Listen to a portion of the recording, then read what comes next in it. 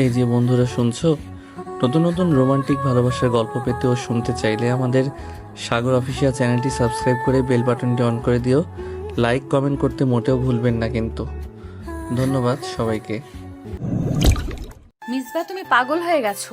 আমি তোমার চেয়ে বয়সে বড়, তোমার বড় বোনের বান্ধবী, আর তুমি কিনা আমাকে প্রপোজ করছো? এসব পাগলামির কোনো মানে হয়? মিসবা মাথা উঁচু করে রাতের দিকে তাকিয়ে শান্ত গলায় বলল, সিনিয়র জুনিয়র এসব আমি মানি না। আমি শুধু জানি তুমি একজন নারী আর আমি একজন পুরুষ। রাত রাগে ফেটে পড়ল। এই ছেলে, তোমার বয়স কত? নাক টিপে দিলে এখনো দুধ বেরোবে, আর তুমি কিনা এমন বড় বড় কথা বলছো। এক্ষুনি এখান থেকে চলে যাও, নয়তো তোমার বোনকে ফোন করে জানাবো তুমি আমার বাসায় এসে আমাকে ডিস্টার্ব করছো। মিসবা নির্বিকার, তার চোখে এক অদ্ভুত দৃঢ়তা। আপনার ইচ্ছা, আপনার ফোন, আপনার বান্ধবী, আপনি চাইলেই জানাতেই পারেন। আমার কিছু আসে যায় না, কারণ আমি শুধুই আপনার ব্যাপারে চিন্তিত। রাত অবাক হয়ে তাকিয়ে থাকলো, বলল, এই রাত বিরাতে তুমি আমার ব্যালকনির টপকে এখানে কি করছো? লেখাপড়া নেই? নিজের ক্যারিয়ার নিয়ে ভাবো, এসব ফালতু চিন্তা দূর করো। মিসবা হালকা হাসল। আমার সবটা জুড়ে আপনি। পৃথিবীর সব নিয়ম ভেঙে হলেও আমি, মিসবাহ-উর রহমান, আপনাকে আমার করে নেব। Just wait and watch. আর হ্যাঁ, শুনলাম আপনি ঠান্ডা জ্বরে ভুগছেন। এই নিন, এই প্যাকেটে কিছু আচার আছে, খেয়ে নেবেন। নিজের যত্ন নিন, কারণ আপনি কিন্তু আমার আমানত। কথা শেষ করে সে রাতের কপালে 2 আঙ্গুল বুলিয়ে দিয়ে ঝড়ের গতিতে চলে গেল। রাত হতবাক, বড় বড় চোখে তার চলে যাওয়ার পথের দিকে তাকিয়ে রইল। এই পুচকে ছেলে আমার শাসিয়ে গেল। I can believe it. সে তাড়াতাড়ি ব্যালকনির রেলিং ধরে নিচে তাকালো, কিন্তু কোথাও মিসবাকে দেখা গেল না। গভীর স্বস্তির নিঃশ্বাস ফেলল রাত। সিলেট থেকে আসার পর থেকে ছেলেটা পিছু লেগে আছে। প্রথম দেখা হয়েছিল এক গেট টুগেদারে। রাত যেতে চায়নি, কিন্তু প্রিয়ার জোরাজুরিতে বাধ্য হয়ে গিয়েছিল। সেটাই ছিল তার ভুল। সেই দিনের পর থেকে মিসবা একরকম পাগলের মতো লেগে আছে তার পেছনে। রাত একটা দীর্ঘশ্বাস ফেলল। জীবন এমনিতেই ঝামেলায় ভরা, তার উপর আবার মিসবা যোগ হয়েছে। প্রথমে ছেলে মানুষই ভেবে সে বিষয়টা এড়িয়ে গিয়েছিল, কিন্তু এখন মিসবার পাগলামি দিনকে দিন বেড়েই চলেছে। রাত অনার্সের শেষ বর্ষের ছাত্রী, পুরো নাম সিরাত আর ডাকনাম রাত। মিসবা মাত্র অনার্সের 2য় বর্ষে পা দিয়েছেন। বাইরে ঠান্ডা। রাত দ্রুত ব্যালকনি থেকে রুমে ফিরে দরজাটা বন্ধ করে বিছানায় গা এলিয়ে দিল। জ্বরের প্রকোপে শরীরটা বেশ ক্লান্ত। বালিশে মাথা রাখতেই ঘুমের অতল গহ্বরে হারিয়ে গেল সে। পরের দিন সকালে রাতের মা মিসেস ইয়াসমিন ভুঁইয়া রাতের রুমে এসে রাতের কপালে হাত রেখে দেখলেন রাতের শরীরে তীব্র জ্বর। হাত দিতে কেমন যেন ছ্যাঁকা লাগছে। এমন সময় রাতের বাবা নেই ব্যবসার কাজে ঢাকার বাইরে। রাতের বড় ভাইটা অফিসে। তিনি যে কি করবেন বুঝতে পারছেন না। ওকে ইমিডিয়েটলি হসপিটালে নিয়ে যেতে হবে বলে তিনি রাতের ফোনটা হাতে নিয়ে প্রিয়াকে কল করলেন। প্রথমে ফোনটা রিসিভ হয়নি, পরে রিসিভ হয়েছে, তাও রিসিভ করেছে মিসবা। মিসবা হ্যালো বলতে রাতের মা বলে উঠল, কে মিসবা? বাবা, আমি রাতের মা। প্রিয়া কোথায়? আন্টি, আপু তো ওয়াশরুমে। আমি আপুর রুমে এসেছিলাম, দেখলাম ফোনটা বাজছে, তাই রিসিভ করলাম। কেন আন্টি, কোনো দরকার? দরকারি। রাতের খুব জ্বর, ওকে ডাক্তারের কাছে নিয়ে যেতে হবে। ওর ভাইটা তো অফিসে, আর ওর বাবা তো ব্যবসার কাজে ঢাকার বাহিরে। কি করে নিয়ে যাই রাতকে বলো? মেয়েটা পুরো অচেতন হয়ে পড়ে আছে। ও আন্টি, চিন্তা করবেন না, আমি আর আপু এখনই আসছি। বলেই ফোনটা কেটে দিল। রাত মাথার কাছে বসে জলপট্টি দিচ্ছে রাত মা। জ্বরটা কিছুতেই কমছে না মেয়েটার। কেন কমছে না কিছুই বুঝতে পারছেন না। আপু, এই আপু, তাড়াতাড়ি ওয়াশরুম থেকে বের হ। আসছি তোরে, একটু অপেক্ষা কর তো। বেশ কিছুক্ষণ পর ওয়াশরুম থেকে বের হলো প্রিয়া। ওয়াশরুম থেকে বের হয়ে প্রিয়া বলল, তোর সমস্যা কি? ওয়াশরুমে গিয়েও কি তোর জন্য শান্তি পাবো না? বল, সমস্যাটা কি তোর? আপু, তাড়াতাড়ি রেডি হয়ে, তোর বান্ধবী অসুস্থ আন্টি ফোন করেছিল, জ্বর নাকি কমছে না, ওকে ডাক্তারের কাছে নিয়ে যেতে হবে। আঙ্কেলও নাকি নেই, আর ভাইয়াও নাকি অফিসে গিয়েছে, তাই আমাদের যেতে বলেছে। আচ্ছা তুই দাঁড়া, আমি পাঁচটা নিয়ে বের হচ্ছি। বলে ড্রয়ারের কাছে গিয়ে পার্সটা নিয়ে মিসবাকে নিয়ে হন্তদন্ত হয়ে বাসা থেকে বের হলেন। মিসবা সবার আগে বাইক নিয়ে গেটের বাইরে আসতে প্রিয়া ওর বাইকে চড়ে বসলো। 2 ভাই বোন মিলে রওনা দিল ইফাতের বাসার উদ্দেশ্যে। রাত বাসার নিচে বাইকটা রেখে হুড়মুড়ে ওদের বাড়িতে ঢুকলো। মিসবা পিছন পিছন প্রিয়া ওদের মেইন ডোরের সামনে এসে লাগাতারে কলিং বেল চেপেই যাচ্ছে। রাতের মা আস্তে ধীরে এসে দরজা খুলে দিল। দরজা খুলে দিতেই মিসবা কোনো দিকে না তাকিয়ে রাতের রুমে ঢুকে দেখলো ফর্সা মুখটা সে এত ধূসর হয়ে গেছে। ঘাড়ো চোখের নিচে কালো দাগ দেখা যাচ্ছে, যেন পুরো চেহারা এক প্রকার অবসন্ন হয়ে গেছে। ঠোঁটগুলো সাদা সাদা হয়ে ঝুলে পড়েছে, যেন কোনো শক্তি নেই। গাল দুটো যেন সোজা নিচে চলে গেছে। চোখের কোণে কিছুটা পানির ছাপও দেখা যাচ্ছে, কিন্তু চোখে এক অদ্ভুত শূন্যতা। মাথার চুলগুলো এলোমেলো হয়ে পড়েছে, যেন অনেক সময় ধরে কোনো কিছুতে হাত দেননি। শরীরটা দুর্বল, যেন আর একটু হলেই পড়ে যাবে। একেবারে অস্বাভাবিক এক অবস্থা।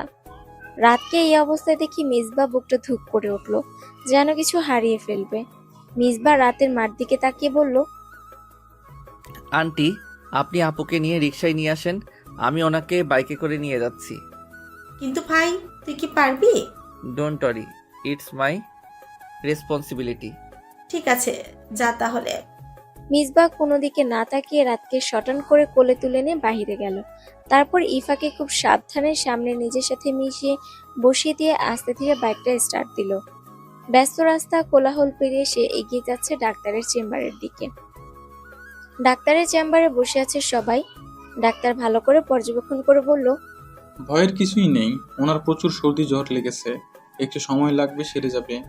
আমি কিছু অ্যান্টিবায়োটিক দিয়ে দিচ্ছি, সেইগুলো নিয়ম মাফিক খাইয়ে দিবেন, তাহলেই ঠিক হয়ে যাবে।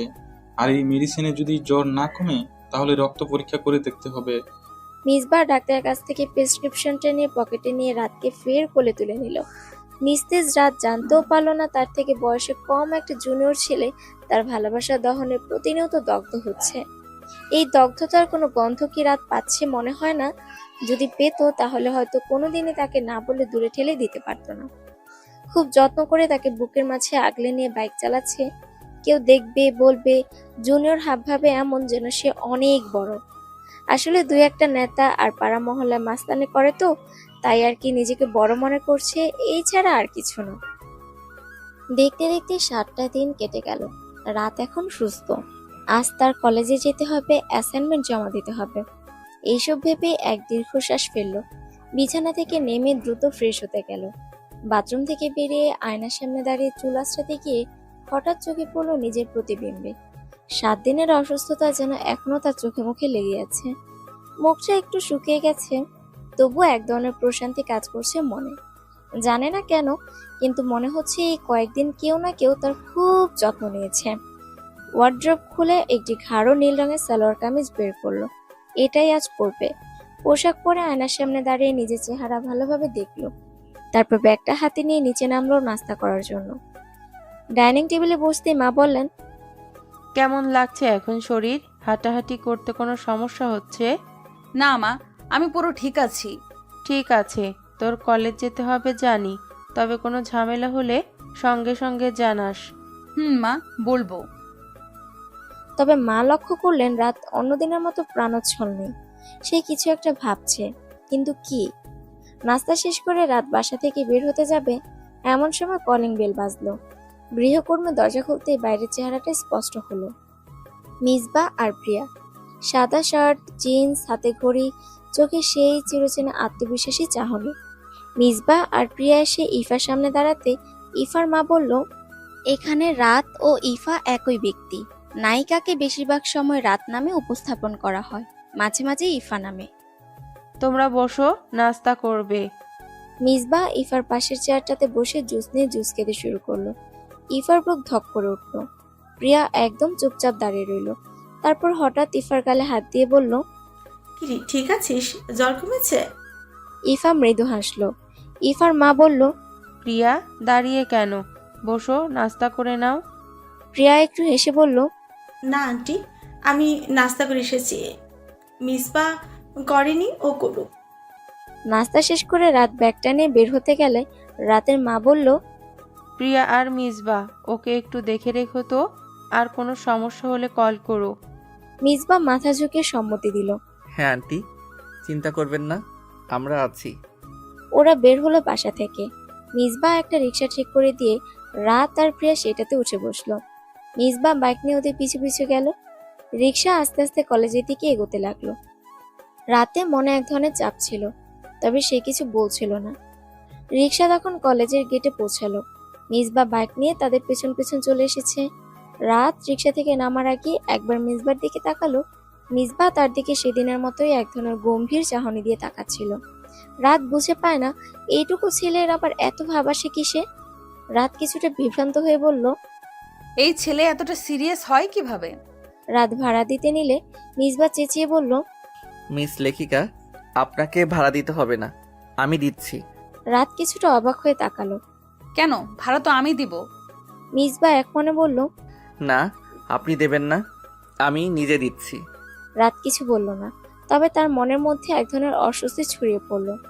মিসবা তার সিদ্ধান্ত অবিচল থেকে বলল, এটা আমার দায়িত্ব, আপনাকে আর কিছু ভাবতে হবে না। সব বন্ধুরা মাঠে বসে আড্ডা দিচ্ছিল। ঠিক তার বিপরীত দিকে মিসবা আর তার সার্কেল আড্ডা দিচ্ছিল। মাঠের এক কোণে হাসির শব্দ আর অন্য কোণে গম্ভীর আলোচনা চলছিল। কিছু মুহূর্তের জন্য দুটি গ্রুপ থেকে একে অপরকে লক্ষ্য করছিল, তবে কেউই প্রথমে আরেকজনের দিকে নজর দেয়নি। মিসবা তার বন্ধুর সাথে কোনো কিছু নিয়ে আলোচনা করছিল। তার গম্ভীর মুখাবয়ব তার মধ্যে কোনো একটা অদ্ভুত চিন্তা বা সিদ্ধান্তের ইঙ্গিত দিচ্ছিল। অন্যদিকে ইফা তার বন্ধুদের সাথে হেসে খেলে সময় কাটাচ্ছিল। প্রিয়া বলে উঠল, এই বছরই লাস্ট, তাই না রে? সেই ইন্টার থেকে এখন অনার্স লাস্ট ইয়ারে পড়ছি। এই কলেজের সাথে আমাদের একটা টার্ন রয়েছে। রাত হাসলো। হ্যাঁ, তাই তো। সময় কিভাবে যেন চলে যাচ্ছে টেরই পাচ্ছি না। প্রিয়া মুচকি হাসলো। তবে তোর কি মনে হয় এই কলেজে কাটানো সময়টা কখনো ভুলবো না? আমাদের অনেক স্মৃতি জমেছে এখানে। রাত মাথা নাড়িয়ে বলল, হ্যাঁ, অনেক কিছুই মনে পড়ছে। কলেজের প্রথম দিন, সেই প্রথম। রাতের সার্কেলের মধ্যে একজন ছেলে ফ্রেন্ড আছে, নাম অভি। সে প্রায়ই হাসতে হাসতে রাতের উপরে পড়ছে, আবার কখনো রাত তার উপরে পড়ছে। তাদের মধ্যে এমন মজা আর আড্ডার পরিবেশ ছিল, কিন্তু এক কোণে দুইটা আগুন চোখ তাদের দিকে তাকিয়েছিল, যেন সেই চোখ দুটি তাদের সেদিনের হাসি, মজা ও বন্ধুত্বকে মুহূর্তে পুড়িয়ে ছাই করে দিবে। রাত বলল, তোরা থাক, আমি একটু ওয়াশরুম থেকে আসছি। বলে উঠে চলে গেল। ঠিক এই সুযোগের অপেক্ষা ছিল মিসবা। সে সজাগ ছিল, সবকিছু লক্ষ্য করছিল। ইফার পেছন পেছন মিসবা উঠে গেল। রাত করিডোর ধরে ওয়াশরুমের দিকে যাচ্ছিল। হঠাৎ পেছন থেকে মিসবা তার হাত টেনে ফাঁকা ক্লাসরুমের দিকে নিয়ে গেল। রাত কিছু বুঝে ওঠার আগে মিসবা দরজা বন্ধ করে দিল। পুরো ক্লাসরুম একদম নির্জন ছিল, যেন সময় থেমে গেছে। রাত চমকে গিয়ে একটু পিছনে হটে যাওয়ার চেষ্টা করলো, কিন্তু মিসবা তার সামনে দাঁড়িয়ে থাকলো। ইফাকে দেয়ালের সাথে চেপে ধরলো। রাতের বুকের ভেতর যেন কিছু একটা টনটন করতে শুরু করলো। রাত হৃদস্পন্দন দ্রুত হয়ে উঠল। তার হৃদস্পন্দন দ্রুত হয়ে উঠল। কিছুই বলতে পারছিল না, শুধু তাকিয়ে থাকলো মিসবার চোখে। মিসবার চোখে যে দৃঢ়তা, যে গভীরতা ছিল। মিসবা কিছুক্ষণ নীরব থাকার পর তার রাগান্বিত কণ্ঠে বলল, মিস লেখিকা, আপনার তো সাহসের অভাব নেই। অন্য পুরুষ মানুষ যখন ইচ্ছে তখন আপনাকে ছুঁয়ে দিচ্ছে, আর আপনি সেটা মেনে নিচ্ছেন। রাত তার কথাগুলো শোনার পর শ্বাস বন্ধ হয়ে আসলো। মিসবার চোখের আক্রোশ, তার গম্ভীরতা, সবকিছু যেন এক মুহূর্তে রাতকে চেপে ধরছিল। তার বুকের ভেতর একটা অস্বস্তি, এক ধরনের চাপ অনুভব হচ্ছিল, তবে সে কি বলবে বা কি করবে কিছুই বুঝে উঠতে পারছিল না। মিসবা একটু বাঁকা হাসে তার বৃদ্ধ আঙ্গুল দিয়ে রাতের ঠোঁটে স্লাইড করতে করতে বলল, এই ঠোঁট দিয়ে আপনি ওই ছেলেটার সাথে কথা বলেছেন না? রাতে শরীর কাঁপতে শুরু করলো। তার ঠোঁটের নিচে মিসবার আঙ্গুলের স্পর্শ যেন একটা জ্বলন্ত উত্তাপ তৈরি করেছিল। তাকে কিছু বলার সাহস হচ্ছিল না, কারণ মিসবার আক্রমণ, তার চাহনি, সবকিছুই তাকে অস্থির করে তুলেছিল। রাত বুঝতে পারছিল না কিভাবে পরিস্থিতি থেকে বের হবে। আর যদি ঠোঁটের বেহাল দশা করে দিই তাহলে কি হবে মিস লেখিকা? রাত ভীতু নয়নে তাকালো। তার চোখে ভয় আর অস্বস্তি ছিল, যেন সে বুঝতে পারছিল না কিভাবে পরিস্থিতি সামাল দেবে। মিসবার কণ্ঠের রাগ ও আক্রমণ তার ভিতর থেকে সাহস কেড়ে নিচ্ছিল। তার মন এক ধরনের অজানা আতঙ্কে ভরে উঠছিল, কিন্তু সে কিছু বলছিল না, কারণ সে জানতো কথার আক্রমণও হতে পারে আরো ভয়ানক। রাত কিছু বলার জন্য মুখ খুলতে নিলে মিসবা বলল, হুশ, কোনো এক্সকিউজ না। আমি আপনাকে অনেক সম্মান করি লেখিকা, তবে একটা কথা মনে রাখবেন, আপনি আমার, শুধু আমার। আপনাকে অন্য কারো হতেও দিব না। অন্য কেউ যদি আপনাকে স্পর্শ করে তাহলে আমার শরীরে দাবানলের সৃষ্টি হয়। আপনি এখন ওয়াশরুমে যান। ইফা ছাড়া পেয়ে এখান থেকে চলে গেল দৌড়ে। রাতের বুকের ভিতর কেমন হাতুড়ি পেটাচ্ছে। বাপরে, একটা কায় আঙ্গুলের ছেলে নাকি তাকে শাসাচ্ছে। রাত কোনো রকম ক্লাসগুলো করে প্রিয়াকে নিয়ে চলে গেল কলেজ থেকে। বাসায় এসে ফ্রেশ হয়ে রাত বিছানায় গাটা এলিয়ে দিয়ে ভাবতে লাগলো মিসবার আচরণ আজ একটু বেশি বেশি করে ফেলেছে। আর কিছুদিন দেখবে, তারপর প্রিয়াকে জানাবে। রাত মনের মধ্যে নানা প্রশ্ন চলছিল। মিসবা কেন এমন আচরণ করলো? এটা কি তার কোনো ধরনের এক্সপেকটেশন ছিল, বা সে তাকে অন্যভাবে দেখছে? প্রশ্নগুলো রাতকে চিন্তায় আরো ঘোলাটে করে দিচ্ছিল, কিন্তু সে এখনই কিছু বলতে চাচ্ছিল না। হঠাৎ মনে পড়ল, মা তাকে বলেছিল, যতই বড় হও নিজের সীমানা কখনো ছাড়ো না। মায়ের কথাগুলো যেন আরো তীব্র হয়ে উঠলো তার মাথায়। এখন মিসবার আচরণে এক ধরনের অস্বস্তি অনুভব হলো। সে জানে নিজের সীমানা ঠিক রাখা খুব জরুরি। প্রিয়াকে এই নিয়ে কিছু বলবে না সে। ফোনটা হাতে নিয়ে সে গল্প লেখা শুরু করলো। এই গল্প লেখাটাই তার মানসিক শান্তি খুঁজে পাওয়ার একমাত্র উপায়। প্রতিটি শব্দ যেন তার মনের গভীরে কোনো একটি চাপ, কোনো এক দুশ্চিন্তা কমিয়ে দেয়। কখনো চরিত্রের মাধ্যমে, কখনো তার নিজের অনুভূতি দিয়ে সে তার ভেতরের অস্পষ্টতাগুলো প্রকাশ করত। গল্পের প্রতিটি পৃষ্ঠা তার জীবনের বাস্তবতা আর কল্পনা মিশিয়ে তৈরি হতে থাকলো। মিসবার আচরণ, প্রিয়ার সাথে বন্ধুত্ব, সবকিছু যেন গল্পের পাতায় আঁকা একটা ছবি হয়ে উঠছিল। সে জানতো এই সময়ের গল্পগুলোই হয়তো একদিন তার জীবনের সবচেয়ে বড় অধ্যায় হয়ে দাঁড়াবে। তার হাতে থাকা ফোন আর গল্প লেখার প্রক্রিয়া যেন এক অদ্ভুত সমান্তরাল, তার শ্বাস প্রশ্বাসের মতো, তার জীবনের সঙ্গী। এরপর কিছুক্ষণ গল্প লেখার পর রাত ফোনটা একপাশে রেখে সিলিং এর দিকে তাকিয়ে রইল। তার মনে কিছুতেই শান্তি আসছিল না। মিসবার আচরণ, তার কথা, সবকিছুই যেন মাথায় ঘুরপাক খাচ্ছিল। কিছু ঠিকঠাক না হলে হয়তো তাকে অনেক কিছু সামলাতে হবে, কিন্তু এখনই সে কিছু বলার সাহস পাচ্ছিল না। রাত ভাবলো মিসবাকে ভালো করে বুঝাবে, তার আর মিসবার সম্পর্কটা কখনো সম্ভব না। এমন সময় তার মা এসে তার পাশে বসে নরম হাতে রাতে মাথায় হাত বুলিয়ে দিতে শুরু করলেন। মায়ের কোমল স্পর্শে কিছুটা শান্তি অনুভব করলো রাত। যদিও তার মনের মধ্যে নানান চিন্তা ঘুরপাক খাচ্ছিল, মায়ের মুখে এক মৃদু হাসি। কিরে, তুই আবার কি চিন্তা করছিস? রাত চোখ বন্ধ করে। মা কিছু না, আমি ঠিক আছি। রাত তার মায়ের সাথে কথা বলতে বলতে হঠাৎ বাহির থেকে কিছু অস্বাভাবিক আওয়াজ শুনতে পেল। সে সেদিকে মনোযোগ দিল, তারপর বেলকনিতে গেল। যা দেখলো তা একদম অপ্রত্যাশিত ছিল। মিসবা তার হাতে থাকা টিকিট খেলার স্টেপ ব্যবহার করে এক ছেলেকে বেধড়ক পিটাচ্ছে। তার চোখে রাগের ঝলক ছিল, যেন কোনো কিছুই তাকে থামাতে পারছে না। ছেলেটা মাটিতে পড়ে গিয়েছিল, আর তার মুখে আতঙ্কের ছাপ ছিল। মিসবাহের এই আচরণ রাতের মনে অবিশ্বাসের জন্ম দিল।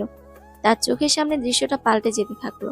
মিসবা যে স্নেহময়, যত্নশীল, শান্ত প্রকৃতির ছেলে সেটা সে জানতো, কিন্তু আজ তার মধ্যে কি এমন পরিবর্তন হলো? এই আক্রমণাত্মক আচরণে রাতের মনের মধ্যে এক অজানা ভয় জন্ম নিল। রাত দ্রুত নিচে নেমে গেল। তার মা সেও পিছনে আসলো। দুজনেই মিসবার সাথে পরিস্থিতি সামাল দিতে চাচ্ছিল। রাতের মা কিছুটা আতঙ্কিত হলো, শান্ত থাকার চেষ্টা করছিলেন। রাতের চোখের সামনে দৃশ্যটা অন্যরকম ছিল। মিসবা এতটা রেগে গিয়ে কাউকে আক্রমণ করবে এটা সে কল্পনাও করেনি। মিসবা, থামো। রাতে চিৎকার করে বলল, তার কণ্ঠে হতাশা আর ভয় মিশে গিয়েছিল। মিসবা হঠাৎ থেমে গেল। সে একে অপরের দিকে তাকালো, যেন পরিস্থিতি কিছুটা হালকা করার চেষ্টা করছিল, কিন্তু তার চোখের মধ্যে এখনো সেই আগুন ছিল, যেন এক পলকে কিছু ভেঙে ফেলতে পারে। রাতের মা সামনে এসে বললেন, এটা কি হচ্ছে মিসবা? কেন এমন আচরণ করছো? কোনো সমস্যায় পড়লে আমাদের জানাও, আমরা সাহায্য করব। মিসবা কিছুটা রুক্ষ কণ্ঠে বলল, আন্টি, আপনারা চলে যান, আমার সমস্যা আমি নিজেই বুঝে নিচ্ছি। রাতের মা কিছুটা অস্বস্তিতে দাঁড়িয়ে রইলেন, তবে মুখে কোনো কিছু বলতে পারলেন না। তিনি তার মেয়ে রাতের দিকে তাকালেন। তার চোখে শঙ্কা ছিল, যেন তিনি বুঝতে পারছিলেন পরিস্থিতি আর বেশি বাড়ানো ঠিক হবে না। এলাকার সিনিয়র ভাই নীল এসে মিসবাকে দ্রুত টেনে ধরে, এইবার থামো মিসবা। বলে তাকে রাতদের বাসায় নিয়ে চলে আসে। মিসবা কিছু বলতে পারল না। নীল তার শক্ত হাতে ধরে তাকে ঘরে টেনে ঢুকিয়ে দিয়ে দরজাটা বন্ধ করে দেয়। রাতের মা এবং নীলের আচরণে কিছুটা চমকিত হয়ে গেল। তারা জানতো না মিসবা এমন আচরণ করবে, তবে নীলের কঠিন পদক্ষেপে এখন পরিস্থিতি কিছুটা নিয়ন্ত্রণে এসেছে। নীল মিসবাকের দিকে তাকিয়ে বলল, কি করতে চাও মিসবা? এবার হাঙ্গামা দিয়ে কি লাভ? এটা তোমার জন্য ভালো কিছু হতে যাচ্ছে না। মিসবা হতাশভাবে মাথা নিচু করে দাঁড়িয়েছিল। তার চোখে ধিক্কার ও রাগ ছিল। কিন্তু সে কিছু বলল না। রাতের মা শঙ্কিতভাবে বলল, নীল, তুমি ঠিক করছো, তবে এখন আমাদের কি করা উচিত? নীল এক দীর্ঘশ্বাস নিল। আমি লোকদের কিছু বুঝিয়ে বলবো। মিজবা এখানে থাকবে, পরিস্থিতি সামাল দিতে হবে। রাত দ্রুত প্রিয়াকে ফোন দিয়ে জানালো যে মিসবা মারামারি করেছে। এলাকার সিনিয়র নীল ভাই উনি টেনে আমাদের বাড়িতে নিয়ে এসেছে। এখনো এইখানেই, চিন্তা করিস না, পরিস্থিতি স্বাভাবিক হলে সে বাসায় যাবে। প্রিয়া চিন্তিত হয়ে বলল, মিসবা ঠিক আছে, কোথাও লাগেনি তো? তুই ঠিক আছিস তো? রাত কিছুক্ষণ চুপ করে থাকলো, তারপর ধীরে ধীরে বলল, হ্যাঁ আমি ঠিক আছি, তবে মিসবা যে রাগ ছিল। প্রিয়া বলল, ছোট থেকে ও একটু ডান পিটে, আর ছোট থেকে থেকেছে সিলেট মামা বাড়িতে, সেখানে পলিটিক্স করতো, যার জন্য বাবা নিয়ে আসলো ওকে এখানে। কিন্তু ও এখানে এসেও এসব শুরু করলো। রাত প্রিয়ার কথাগুলো শোনার পর কিছুটা অবাক হলো। সিলেটে পলিটিক্স করতো? প্রিয়া মুচকি হাসলো। হ্যাঁ, ছোট থেকে এরকম ছিল। বাবা মা মনে করেছিল ও শহরে আসলে হয়তো একটু শান্ত হবে, কিন্তু দেখছি এখানে এসে আরো অস্থির হয়ে উঠেছে। তাহলে এখন কি করবে? মিসবাকে কি বোঝাতে হবে? রাত প্রশ্ন করলো। প্রিয়া গম্ভীর হয়ে বলল, হ্যাঁ, আর একটু সময় নিয়ে বোঝাতে হবে। সে নিজের সীমা পার করেছে। যদি এমন চলতে থাকে তবে ওর ভবিষ্যতেও সমস্যা পড়বে। আর কিছু কথা বলে রাত ফোনটা কেটে দিল। লিভিং রুমে এসে রাত একটু সময় নিল। তার মন এখনো বিভ্রান্ত ছিল। মিসবার আচরণ, তার রাগ, সবকিছুই তাকে চিন্তায় ফেলে দিয়েছিল। সে জানতো এই পরিস্থিতি আরো খারাপ হতে পারে যদি কিছু করা না হয়। রাত আস্তে আস্তে সোফায় বসে চোখ বন্ধ করে কিছু সময় ধ্যানে মগ্ন হয়ে গেল। এর মাঝে নীল ভাই এসে তাকে দেখতে পেলেন। তিনি বললেন, তুমি ঠিক আছো তো? রাত মাথা তুলে বলল, হ্যাঁ আমি ঠিক আছি। রাত কিছু সময় চুপ থেকে তারপর তার মাকে ডেকে বলল, মা, অনেকটা বেলা হলো, খাবার দাও আমাদের। আর মিসবাকে ভাইয়ের রুমে গিয়ে ফ্রেশ হতে বলো। ভাইয়ের জামা কাপড় মনে হয়ও লাগবে। তুই একটু নিয়ে গিয়ে মাহফুজের জামাটা বের করে দে, আমি ততক্ষণে খাবার দেই। রাত মাথা নাড়িয়ে মিসবাকে বলল। মিসবা আসো আমার সাথে। মিসবা কোনো কথা না বলে চুপচাপ রাত পেছন পেছন হাঁটতে লাগলো। তার মুখে কোনো অভিব্যক্তি নেই, যেন সবকিছুতেই এক ধরনের উদাসীনতা কাজ করছে। রাত তার ভাই ওয়ার্ড্রোব খুলে একটা সাদা শার্ট আর ট্রাউজার বের করলো। তারপর মিসবার দিকে এগিয়ে দিয়ে বলল, এই নাও, গোসল করে পরে নিও। তোমার চেহারাটা দেখছো, একদম বিধ্বস্ত লাগছে। মিসবা একটানে রাতকে তার সাথে মিশিয়ে নিয়ে বলল। মিস লেখিকা, আপনি ডিভোর্সি? রাত হতভম্ব হয়ে গেল। মিসবার শক্ত হাতে চেপে ধরা, তার চোখের ভেতর এক অদ্ভুত দৃষ্টি, সব মিলিয়ে মুহূর্তটা একদম অপ্রত্যাশিত ছিল রাতের জন্য। রাত ছাড়া পাওয়ার জন্য ছটফট করতে করতে বলল, তোমার সমস্যা কি? এই কথাটা আপনি আমাকে বললেন নি কেন? মিস লেখিকা কেন অন্য লোকদের কাছ থেকে জানতে হবে? এটা তোমার ব্যাপার না, এটা আমার ব্যক্তিগত ব্যাপার, তাই বলিনি। ক্ষিপ্ত হলো মিসবা, চোখ দিয়ে যেন আগুন ঝরছে। মিসবা ক্ষিপ্ত হয়ে এক ধাক্কায় রাতকে দেয়ালের দিকে ঠেলে দিল। তার চোখে ভয়ঙ্কর রাগের ঝলক, যেন এক মুহূর্তে সবকিছু ভস্ম করে দিতে পারে। রাতের গালটা চেপে ধরে বলল, তোর কোনো ব্যক্তিগত নেই, আমি তোর ব্যক্তি, তুই শুধু আমাদের সীমাবদ্ধ। রাত মিসবার হাতটা সরিয়ে দিয়ে রাগে গজগজ করতে করতে বলল, তুমি কে? হ্যাঁ, কে তুমি আমাকে এভাবে কন্ট্রোল করার? আমার জীবন আমার মতো চলবে। মিসবা চোখ রাঙিয়ে বলল, আমি হচ্ছে সেই মানুষ যে তোকে অন্য কারো হতে দেবে না, তুই কেবল আমার। রাত হতাশ হয়ে মাথা নাড়িয়ে বলল, এই পজিটিভনেস আর দাম্ভিকতা কোথা থেকে আনো তুমি? এটা কোনো ভালোবাসা না, এটা শুধুই এক ধরনের পাগলামি। মিসবা একটু কাছে এগিয়ে এলো, তারপর নিচু গলায় বলল, যতবার বলবি আমি ততবার প্রমাণ করে দেব তুই আমারই। রাত ধমক দিয়ে বলল, তুমি নিজেকে ঠিক করো মিসবা। আমি কোনো জিনিসই না যা তুমি জোর করে নিজের করে নিতে পারবে। মিসবা এবার কিছু না বলে এক দৃষ্টিতে রাতের দিকে তাকিয়ে রইল। তার চোখে ঝড়ের পূর্বাভাস। রাত বুঝতে পারছিল পরিস্থিতি আরো জটিল হতে চলেছে। মিসবা গভীরভাবে ইফার চোখের দিকে তাকিয়ে রইল। তার চোখে হতাশা, ক্ষোভ আর এক অদ্ভুত জেদ। রাত ধীর স্বরে বলল, এইটা তোমার আবেগের সময়, তাই তোমার আবেগ বলছে তুমি ভালোবাসো, কিন্তু ব্যাপারটা তা নয়। মিসবা কপাল কুঁচকে বলল, তুই আবার তত্ত্ব দেওয়া শুরু করলি? আমার অনুভূতিগুলোকে এত হালকাভাবে নিলি? রাত একটা দীর্ঘশ্বাস ছেড়ে বলল, ট্রাই টু আন্ডারস্ট্যান্ড মিসবা। তোমার বয়স কম, সামনে অনেক কিছু দেখার বাকি। এই মুহূর্তে আবেগে যদি তুমি এত বড় সিদ্ধান্ত নিয়ে ফেলো তাহলে ভবিষ্যতে কষ্ট পেতে হবে। মিসবা এক ধাপ এগিয়ে এসে বলল, তুই কি বলতে চাইছিস? আমার ভালোবাসা সত্যি না? রাত একটু কঠিন গলায় বলল, ভালোবাসা এত সহজ না মিসবা। এটা শুধু কারোর জন্য পাগল হয়ে যাওয়ার নাম না। এটা দায়িত্ব, সম্মান আর এক ধরনের আর একজনকে স্বাধীনতাকে বোঝার ক্ষমতা। মিসবা গভীরভাবে শ্বাস নিল, তারপর নিচু গলায় বলল। তোর কাছে এসব শুধু একটা থিওরি, তাই না? রাত একটু দূরে সরে দাঁড়িয়ে বলল, সত্যি অনুভূতি হলে সেটা ধ্বংসাত্মক হতো না মিসবা। ভালোবাসা মানুষকে শান্তি দেয়, তার জীবন নিয়ন্ত্রণ করতে চায় না।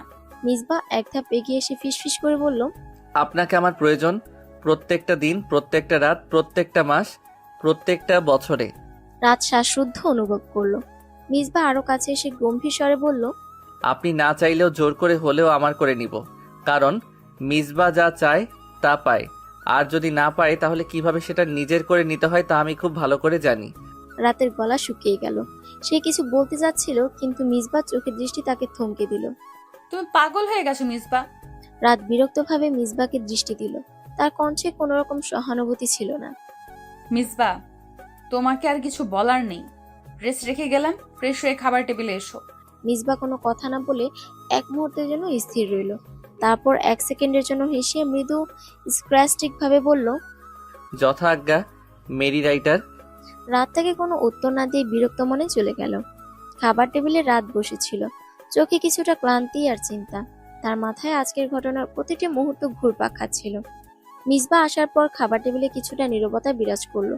সে চুপচাপ বসেছিল, যেন কোনো কথাই বলার ইচ্ছে নেই। তার রাত তার দিকে তাকিয়ে কিছু বলার আগেই মিসবা একটু নিঃশব্দে তার পাতে হাত বাড়ালো, কিন্তু রাত তার চোখের দিকে তাকিয়ে সরাসরি কিছু না বলে খাবারের দিকে মনোযোগ দিল।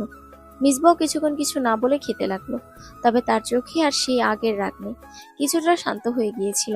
খাওয়ার মাঝপথে রাত খেয়াল করলো ওর পায়ের উপর কেউ পা দিয়ে স্লাইড করছিল। চোখ বড় বড় করে তাকায় মিসবার দিকে, তারপর ফিসফিস করে বলল, কি করছো? একটা চড় দিয়ে সিধে করে দেবো বেয়াদব। পা সরাও। মিসবা থামলো না, বরং ইফার পায়ের উপর স্লাইড করতে করতে বলল, বেশি চিল্লাবেন না, বেশি চিল্লাতে এর থেকে গভীর কিছু করব। চুপচাপ সহ্য করে নেন মিস লেখিকা। রাত কোনো রকম খাওয়া দাওয়া করে নিজের রুমে এসে দরজা লক করে শুয়ে পড়ল। ঘরের অন্ধকারে শুধু বিছানার পাশে ল্যাম্পের মৃদু আলো ছিল। তার চোখে গভীর ক্লান্তি, পুরো দিনটিই যেন এক ধকল ছিল। মিসবার আচরণ, তার মধ্যে চলমান উত্তেজনা, সবকিছু মিলে রাতের শরীর ও মন একেবারে অসহায় অনুভব করছিল। কিছু সময় পর রাতের শরীরের প্রতিটি পেশি শিথিল হতে লাগলো। সে চোখ বন্ধ করে শুয়ে পড়ল, আর তার মন ধীরে ধীরে গভীর ঘুমে ঢুকতে শুরু করলো। সন্ধ্যায় রাতের ঘুম থেকে উঠে ফ্রেশ হয়ে লিভিং রুমে আসতেই দেখলো প্রিয়া, মিসবা আর নীল বসে আছে। রাত প্রিয়ার পাশে বসে বলল, কিরে শাকচুন্নি, কখন এলি? ওর কথা শুনে প্রিয়া নাক মুখ কুঁচকে ফেললো। প্রিয়া নাক সিটকে বলল, যখন তুই আরামসে ঘুমাচ্ছিলি তখন। ও, তারপর নীলের দিকে তাকিয়ে বলল, নীল ভাই, দুপুরে মারামারি ব্যাপারটা মিটেছে? কিছুটা মিটেছে মিসবাহ। এখন তুমি বাসায় যেতে পারো, তবে আর কোনো ঝামেলায় জড়িও না মিসবাহ। মিসবা ভ্রু কুঁচকে নীলের দিকে তাকালো, তার চোখে স্পষ্ট বিরক্তি। মিসবা ঠান্ডা গলায় বলল, ঝামেলা আমায় জড়িয়ে ধরে ভাই, আমি না। নীল দীর্ঘশ্বাস ফেলে বলল, দেখ মিসবাহ, তুই যাই বলিস, এলাকার পরিবেশ তোকে মানিয়ে নেওয়ার সুযোগ দিবে না। সাবধানে থাকিস, আমি সবসময় পাশে থাকতে পারবো না। প্রিয়া চুপচাপ পুরো কথোপকথন শুনছিল, তারপর মৃদু হেসে বলল, তবে নীল ভাই, আপনি তো বুঝতেই পারছেন মিসবা একটু ডান পিটে, ঝামেলাগুলো ওর পিছু ছাড়বে না। মিসবা চুপ করে থাকলো। তার চোখে কোনো কথা ছিল না, কিন্তু পুরো শরীরটা যেন কিছু বলতে চাইছিল। তার নিঃশ্বাস গভীর হয়ে উঠল। প্রিয়া কিছুক্ষণ পর বিরক্ত হয়ে বলল, এত চুপ কেন? কিছু বল মিসবা। কিন্তু মিসবা কোনো সাড়া দিল না, যেন পুরো বিশ্ব থেকে সে একরকম বিচ্ছিন্ন হয়ে গেছে। রাত এক মুহূর্তে বিরক্ত হয়ে উঠল। রাতের মা সবার জন্য নাস্তা রেডি করে নিয়ে এসে বলল, তোমরা কি করছো? আসো নাস্তা খাও, তারপর যা কথা বলা বলবে। তিনজন এক একে টেবিলের কাছে আসলো, চেয়ার টেনে বসে পড়ল।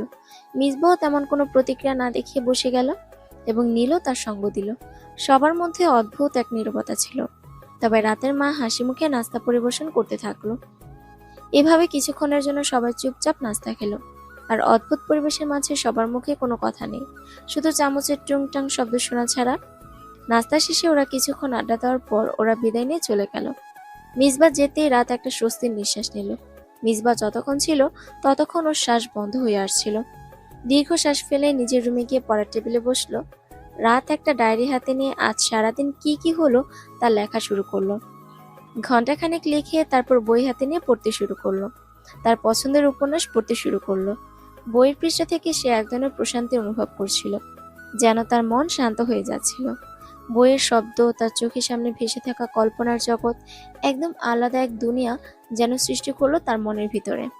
অন্যদিকে মিসবা বাড়িতে ফিরে গিয়ে তার পরিবারে একটা বৈঠক বসেছে।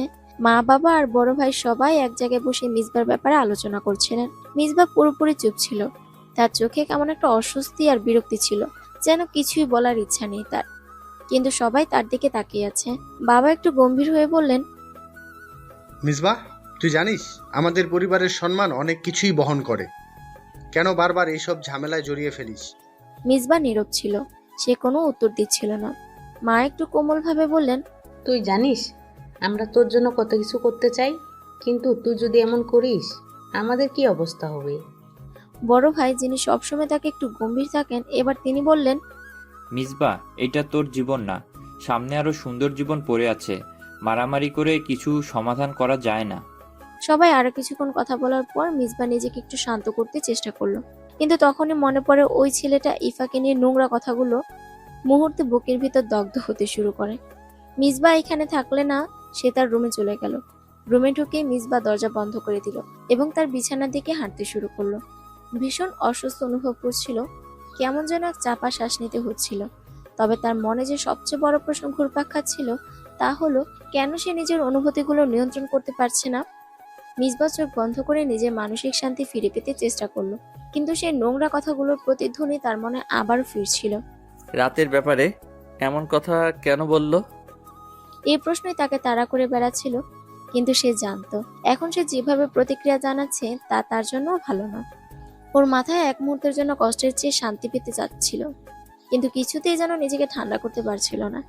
ডিনার টেবিলে রাতের ভাই মাহফুজ আর তাদের মা একসাথে বসে ডিনার করছে।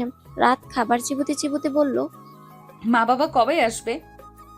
এই তো 3-4 দিন পর। অনেক দিন হয়ে গেছে বাবা, দেখি না, খুব মিস করি বাবাকে।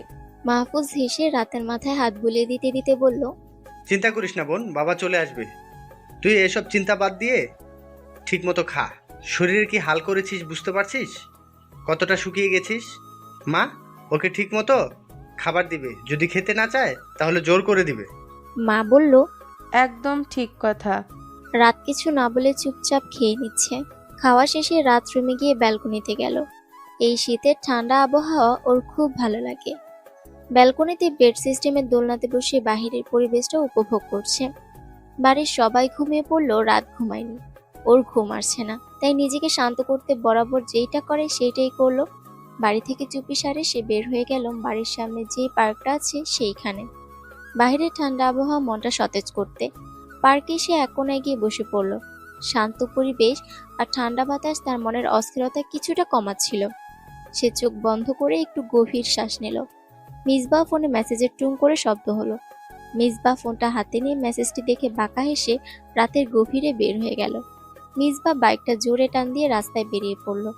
বাইকের গতি বাড়িয়ে সে দ্রুত পার্কের দিকে ছুটে যাচ্ছিল। রাতের নিস্তব্ধতা, একমাত্র বাইকের আওয়াজ আর ঠান্ডা হওয়ার সঙ্গে তার হৃদয়ের চাপ বেড়ে যাচ্ছিল। পার্কের কাছে পৌঁছে সে থামালো বাইক।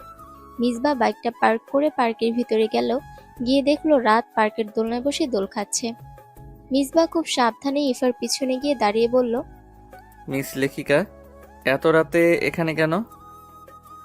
হঠাৎ মিসবাহ কণ্ঠ পেয়ে হকচকে পিছন ফিরে তাকালো।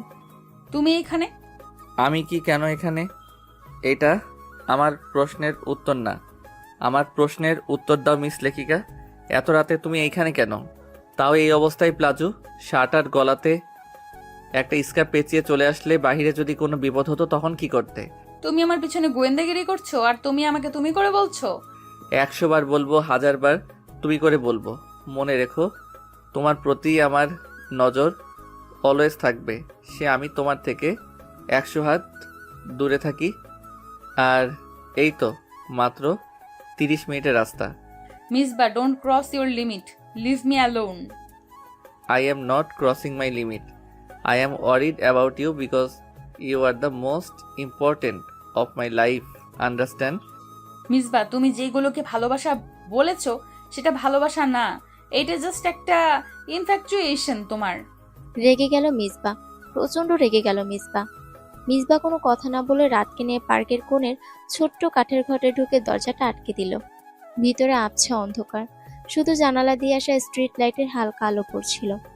এই লেখিকা, কি সমস্যা তোর? হ্যাঁ, তুই আমার আবেগ না, তুই আমার ভালোবাসা না, তুই আমার আসক্তিও না। যা, সব মানলাম, তাও একটা কথা একবার শতবার বলবো। পৃথিবীর ধ্বংসের দ্বার প্রান্তেও বলবো আমি থাকতে চাই তোর সাথে। এই রাত নামে মেয়েটিকেই আমার লাগবেই। সবার বিরুদ্ধে গিয়ে হলেও বলবো আমি তোর সাথে থাকতে চাই।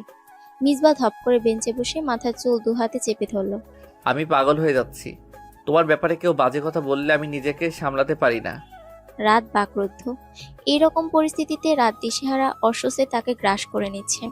তুমি জানো মিস লেখিকা, ওই ছেলেকে কেন মেরেছি?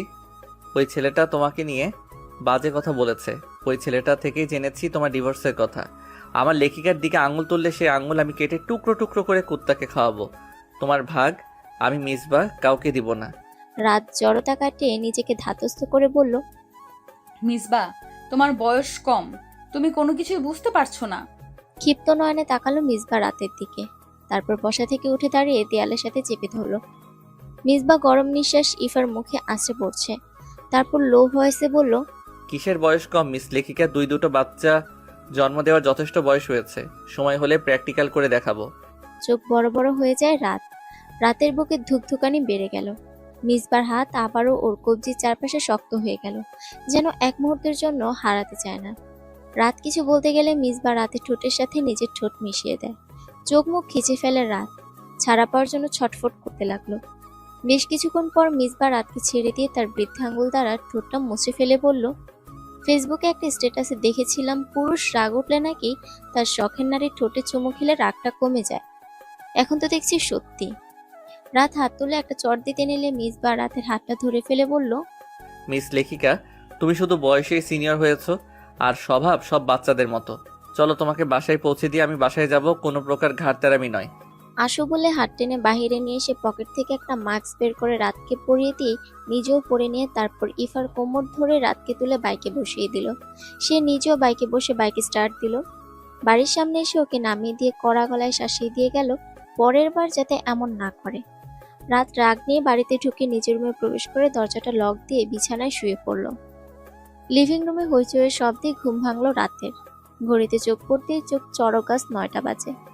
আজ তার একটা ইম্পর্টেন্ট ক্লাস আছে। কাল সারা রাত চিন্তা করতে করতে ঘুম হয়নি, রাতের শেষের দিকে ঘুমিয়ে পড়েছিল। চোখ বন্ধ করে দীর্ঘশ্বাস নিল, তারপর ভাবলো আজ প্রিয়াকে সবটা খুলে বলতে হবে।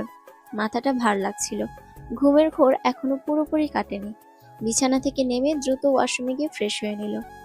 আয়নার সামনে দাঁড়িয়ে নিজের ক্লান্ত চেহারাটা দেখে দীর্ঘ নিঃশ্বাস ফেলল। গত কয়েকদিন ধরে ওর মাথার মধ্যে যেন একটা ঝড় বয়ে যাচ্ছে।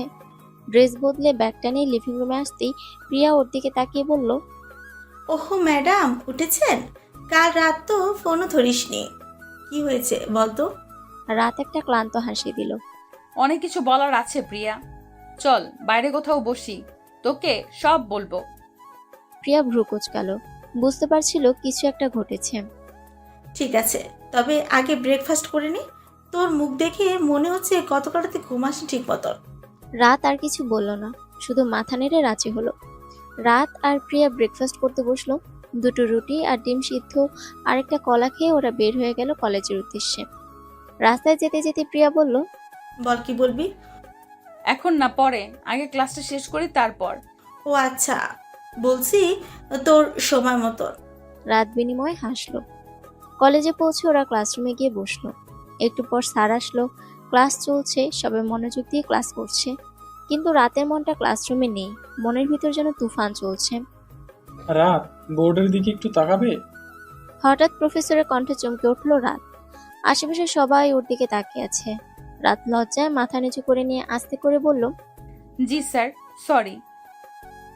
প্রফেসর একটু বিরক্ত হয়ে বললেন, মনোযোগ দিয়ে ক্লাস করো, নয়তো ক্লাস থেকে বেরিয়ে যেতে পারো। রাত দ্রুত মাথা নাড়ল। আজ যে ওর অবস্থা ভালো না সেটা বোঝানোর সুযোগ নেই। নিজেকে ধাতস্থ করে বোর্ডের দিকে তাকালো, কিন্তু মন এখনো এক জায়গায় স্থির হচ্ছে না। ক্লাস শেষ হতে প্রিয়া আর রাত একসাথে ক্লাসরুম থেকে বের হয়ে ক্যান্টিনে গেল। ক্যান্টিনে ঢুকতে প্রিয়া একটা টেবিল দেখে বসে পড়ল, আর রাত কাউন্টারের দিকে এগিয়ে গেল অর্ডার দিতে। 2টা কফি আর 2টো চিকেন স্যান্ডউইচ প্লিজ। অর্ডার দেওয়ার পর সে প্রিয়ার পাশে এসে বসলো। প্রিয়া বলল, আজ গ্রুপের কেউ আসেনি, তুই আর আমি? হুম। ওদের কথা মাঝে খাবার এসে গেল।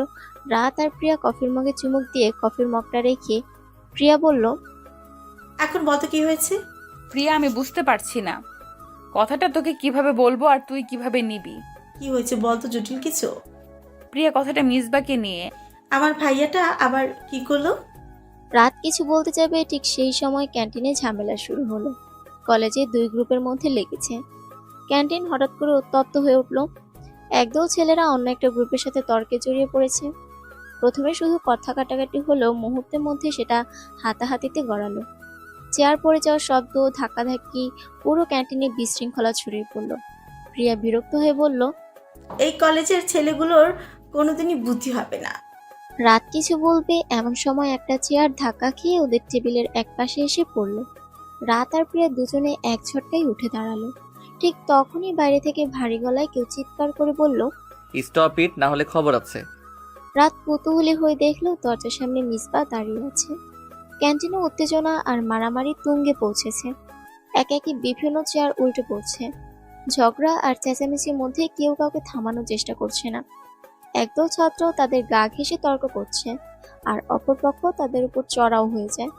প্রথমে কয়েকটা হাতে হাত মেরে থেমে যাওয়ার মতো মনে হলো, মুহূর্তের মধ্যে সেটা বিশাল মারামারিতে রূপ নেয়। কেউ কাউকে ধাক্কাচ্ছে, কেউ আরেকজনকে ধরে ফেলে চুল টানছে। চেয়ারগুলো উল্টে গিয়ে ক্যান্টিনের মেঝেতে পড়ে যাচ্ছে। খাবারের টেবিলগুলো একে একে পাশ কাটিয়ে ছড়িয়ে পড়ছে। কিছু ছেলেরা আরো চিৎকার করে বলে, কি চাও, চলো আমি দেখিয়ে দিচ্ছি। মিসবাহ হঠাৎ ক্যান্টিনের দরজায় দাঁড়িয়ে নিজের শক্তি প্রকাশ করে। তার হাতে হকি স্টিক আর চোখে এক ধরনের আগুন। সে চিৎকার করে, স্টপ ইট, না হলে খবর আছে। এরপরই তার পুরো শরীরে তেজ উপচে পড়ছে। একটা মুহূর্তের জন্য সবাই থেমে যায়, কিন্তু সেটা ছিল অস্থায়ী। মিসবাহ দৃঢ় পদক্ষেপের পর আবার মারামারি শুরু হয়।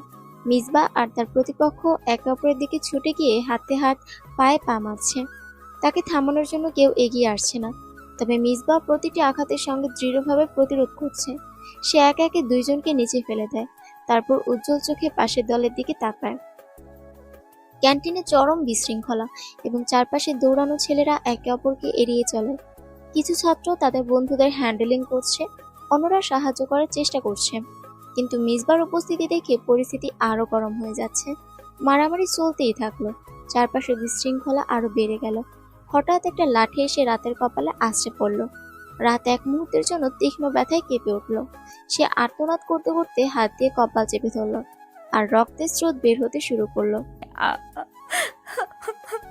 রাত ভয়ঙ্করভাবে চিৎকার করে উঠল।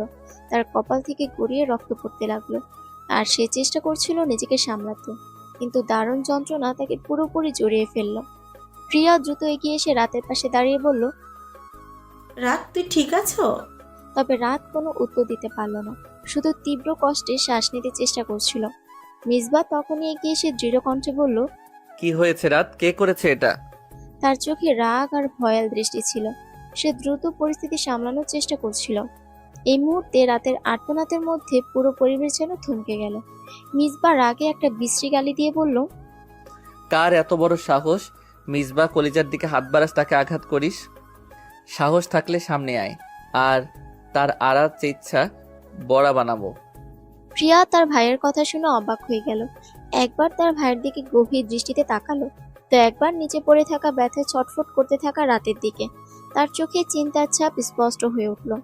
মিসবাহ তীব্র রাগে গাটা দুলিয়ে দিয়ে হাতে থাকা হকি স্টিক দিয়ে এক ঝলক মারামারি শুরু করলো।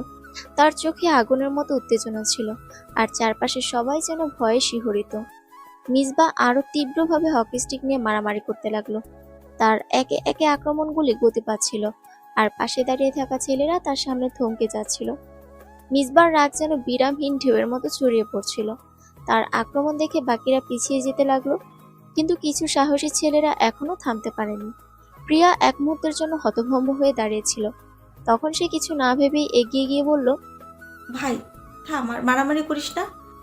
না আপু, ওরা মিস লেখিকার গায়ে হাত দিয়েছে, ওর কপাল থেকে রক্ত ঝরিয়েছে। ওরা জানে না মিসবার কাছে পৃথিবী মানে রাত। মিসবা বেঁচে থাকার অক্সিজেন, আমার অন্তর, আমার আত্মা, আমার প্রাণ, আমার ভালোবাসা, আমার অনুভূতি সব ও। মিসবাহ কথা বলতে বলতে হাতে থাকা হকি স্টিক দিয়ে মারতে থাকে। প্রিয়ার চোখে ভয় আর অবিশ্বাস একসাথে ফুটে উঠল। তার ভাই, যাকে সে সবসময় জানতো এক ধরনের শান্ত এবং সোজা সাপটা, আজ সে এমন এক অবস্থা তৈরি করেছে যে তার কাছে এটাই যেন একটি অন্য মানুষ। প্রিয়া তার ভাইয়ের সামনে দাঁড়িয়ে এক মুঠো শক্তি নিয়ে বলল, থাম ভাই, রাতের এখনও ট্রিটমেন্টের দরকার। আয় ভাই, আগে ওকে হসপিটাল নিয়ে যাই। মিসবাহ কিছুটা সময় নিল। তার হাতটা কাঁপছিল, সেজন্য সঠিক সিদ্ধান্ত নিতে পারছিল না। রাতের কপালে রক্ত দেখতে তার হৃদয়টা আছড়ে পড়ছিল। তার চোখের আগুন ধীরে ধীরে শান্ত হতে শুরু করেছিল, কিন্তু তার মনের মধ্যে এখনো এক ধরনের উদ্বেগ ছিল। মিসবাহ রাতের মাথাটা বুকের কাছে চেপে ধরে কিছুক্ষণ স্থির দাঁড়িয়ে থাকলো। রাতের রক্তের ছাপ এবং তার নিঃশ্বাসের অস্থিরতা দেখে তার মধ্যে এক ধরনের অবশ হয়ে যাওয়া অনুভূতি ছিল। তবে এক মুহূর্তে সে নিজের ভয় আর উদ্বেগকে পেছনে ফেলে রাতকে কোলে তুলে নিল। প্রিয়া কিছুটা সময় নিঃশব্দে দাঁড়িয়েছিল, তারপর দ্রুত মিসবার পাশে এসে দাঁড়িয়ে বলল, চল তাড়াতাড়ি। মিসবাহ কোনো কথা না বলে মাথা নেড়ে রাতকে নিয়ে দ্রুত হসপিটালের দিকে রওনা হয়ে গেল। তার চোখে একটাই চিন্তা, রাত অবস্থা যেন আরো খারাপ না হয় এবং সে দ্রুত সুস্থ হয়ে উঠুক। মিসবাহ পিছু পিছু প্রিয়া গেল। হসপিটালের করিডোরে দাঁড়িয়ে আছে মিসবাহ, ভিতরে প্রিয়া আর রাত। রাত প্রিয়ার দিকে তাকিয়ে বলল, আমি তোকে মিসবাহের ব্যবহারের কথা বলতে চেয়েছিলাম, বাট তখন গন্ডগোলটা শুরু হয়। প্লিজ প্রিয়া, ওকে বোঝা। ওর হোল লাইফটা পড়ে আছে আর সে এইরকম আবেগে গা ভাসিয়ে দিচ্ছে। প্রিয়া একটা দীর্ঘশ্বাস নিয়ে বলল, এতে আমি ক্ষতি কিছু দেখছি না রাত। এতে আমি মিসবার বুটা দেখতেই পারছি না। আর তুই যেইটাকে ওর আবেগ বলছিস আজকের ঘটনার পর, আমার কোনো ডাউট নেই ওকে তোকে ভালোবাসে। এখন একসেপ্ট করা আর না করা এটাই তোর ব্যাপার। তুই এটা সাপোর্ট করছিস? Like seriously? আমাকে কি তোর অশিক্ষিত মনে হয়? আমি যথেষ্ট শিক্ষিত, তাই ওকে সাপোর্ট না করার কিচ্ছু নেই। থাক তুই, আমি চাই। আমার পাগল ভাইটা অপেক্ষা করছে তোর সাথে দেখা করতে। বলে সে বের হয়ে যায় কেবিন থেকে। গিয়ে তার ভাইয়ের পাশে দাঁড়িয়ে বলল, কিরে, ছোট থেকে সব কিছু শেয়ার করতি, তবে এটা কেন করিসনি? আপু, আমি বলতে চেয়েছিলাম, বাট তুমি কিভাবে রিয়াক্ট করবি সেটাই বুঝতে পারিনি। ফুল সাপোর্ট করি তোকে, তবে আমার বান্ধবীটাকে তুই কখনো কষ্ট দিস না। যা, দেখা করে আয়। মিসবাহ চকিত নজরে তার বোনের দিকে তাকিয়ে একটু হাসি দিয়ে দৌড়ে গেল রাতের কেবিনে। গিয়ে দেখলো রাত বিছানায় হেলান দিয়ে বসে আছে। তার কপালে ব্যান্ডেজ বাঁধা, যদিও ব্যথা কিছুটা কমেছে, কিন্তু মাথার ভিতর এখনো ঝিমঝিম করছে। মিসবাহ দরজার সামনে দাঁড়িয়ে ডাক দিল। মিস লেখিকা। বন্ধ করা চোখ জোড়া ধীরে ধীরে খুলে তাকালো মিসবার পানে। মিসবাহ বেডের পাশে রাখা চেয়ারটাতে বসলো, তারপর বলল, কেমন আছো? ভালো আছি, তবে কপালটা কেমন যেন ভারী লাগছে। সরি মিস লেখিকা, আমি তোমায় প্রোটেক্ট করতে পারিনি। তোমার গায়ে আঘাত লাগবে এটা আমি ভাবতেই পারিনি। মিসবাহ প্লিজ বন্ধ করো এসব। এসব ঠিক না, যা মন চাইছে তাই করছো। তোমার কি মনে হয় এইসব করে সব সমাধান করবে? এইসব আর ঝামেলা সৃষ্টি করবে। আজকে যে কথাগুলো তুমি ক্যান্টিনে বললে, সেই কথাগুলো যদি প্রিয়া ছাড়া অন্য কোনো ব্যক্তি শুনতো, তাহলে আমার মান সম্মান কোথায় যেত? হাত জোর করে বলছি, প্লিজ, আমার জীবনটা এমনিতেই বিষাক্ত, তিক্ততা ভরা, এইটা বাড়িয়ে দিও না। মিসবাহ রক্তজবা চোখে রাতের দিকে তাকিয়ে বলল, বেশ, ঠিক আছে। তোমায় যদি আমার ভালোবাসা প্রকাশ করা নিয়ে এত সমস্যা, তাহলে আমি প্রকাশ করা বন্ধ করে দিব, কিন্তু তোমায় ছাড়বো না। যখন আমার মনে হবে সময় এসেছে ঠিক, তখন তোমাকে আমার করে নিব মিস লেখিকা। ভালোবাসলে বেহায়া হতে হয়, আমি না হয় তাই হইলাম, কিন্তু সর্বোপরি আমার তোমারই লাগবো। সে তুমি রাজি থাহো আর না থাহো। আমি ফর্মালিটি সেরে আসি, তারপর না হয় বাড়িতে পৌঁছে দিব। আপুকে পাঠিয়ে দিচ্ছি তোমার কাছে। বলে মিসবাহ চলে গেল। প্রিয়া আসলো রাতের কাছে, বসলো, কিন্তু কিছু বলল না। ঠিক তার 10 মিনিট পর মিসবাহ এলো। রাতের দিকে তাকিয়ে বলল, মিস লেখিকা, চলো বাসায় যেতে হবে। ওরা তিনজন একসাথে বাসার দিকে রওনা দিল। মিসবাহ রাতকে বাসায় পৌঁছে দিয়ে চলে গেল, আর ওদের বাড়ির ভিতরে যায়নি। কিন্তু হৃদয়ে একটা দামি অংশ ফেলে যাচ্ছে এই বাড়িতে। ঠিক সময় মতো সে এই দামি অংশটা ঠিকই নিয়ে যাবে সসম্মানে। এইটাই সে দৃঢ় প্রতিজ্ঞা করলো। মিসবা বাইক চালাচ্ছে আর প্রিয়া তার বাইকের পেছনে বসে থেকে বলল, আমাদের জীবনটা খুব ছোট, কিন্তু জীবনে ঘটে যাওয়া একটা ঘটনা খুব বড়। যদি রাত তোর ভাগ্যে থাকে তাহলে তুই ঠিকই পাবি। অবশ্যই আমি তাকে পাবো, কারণ আমার বাবা জোর দিয়ে সৃজন হয়েছে। আমার ঘরেই ঘরণী হবে, আর কারো না। আপু, তুই মিলিয়ে নিও। আমি না হয় প্রকাশ করাটা বন্ধ করে দিব, কিন্তু তার মানে এই না ভালোবাসা বন্ধ হয়ে যাবে। আমার নিঃশ্বাস যতদিন চলবে ততদিনে আমার অন্তর নামক সিন্ধুকে তার জন্য ভালোবাসা থাকবে। আমার প্রতিটি মোনাজাতে শুধু ওই থাকে। আমি আমি দিনে রাতে বছরে মাসে যতবার শ্বাস নেই ততবার ওর আমার শ্বাসের মধ্যে ওর নাম চলে আসে। বাড়ির লোক না মানলেও সমস্যা নেই, দরকার হলে আলাদা একটা কুঠির করব, সেটাই দুজন সংসার বাঁধবো। প্রিয়া তার ভাইয়ের কাঁধে চাপড় দিয়ে বলল, বাহ, সাব্বাস। এই না হলে রহমান বাড়ির ছোট ছেলে। I am proud of you. আপু, নাম এসে গেছি বাড়িতে। তুই এখন কোথায় যাবি? বাড়িতে যাবি না? না, আমি মিস লেখিকার সিকিউরিটি ঠিক করে আসি। আমি ওর সঙ্গী, সে আমি ওর কাছে থাকি বা দূরে ডাজেন্ট ম্যাটার, তবে আমার ভালোবাসা অলওয়েজ ঘিরে থাকবে। যা তুই বাড়িতে। প্রিয়া আর কথা না বলে সে চলে যায় বাড়ির ভিতরে। তবে সে এইটুকু বুঝে নিয়েছে অসম্ভব ভালোবাসে তার ভাইটা রাতকে, আর অসম্ভব রেসপেক্ট করে। এখন কথা হচ্ছে রাত কবে বুঝবে, সে আদৌ গ্রহণ করে নিতে পারবে মিসবার ভালোবাসা, নাকি বয়সে ছোট বলে দূরে সরিয়ে দিবে। তার ভাইটা বড্ড ম্যাচিউর হয়ে যাচ্ছে। এখন দেখা যাক কি হবে তাদের এই অলিখিত ভবিষ্যৎ। দেখতে দেখতে 3টা দিন হয়ে গেল। সেই দিনের পর থেকে মিসবা আর ওর সামনে আসেনি। কেমন যেন এক অদ্ভুত শূন্যতা অনুভব করছে। কোনো এক অদৃশ্য বেড়াজালে আটকে গেছে রাত। মন বলে মিসবাকে সায় দিতে, আর মস্তিষ্ক বলে না, কখনো না, সমাজ কি বলবে।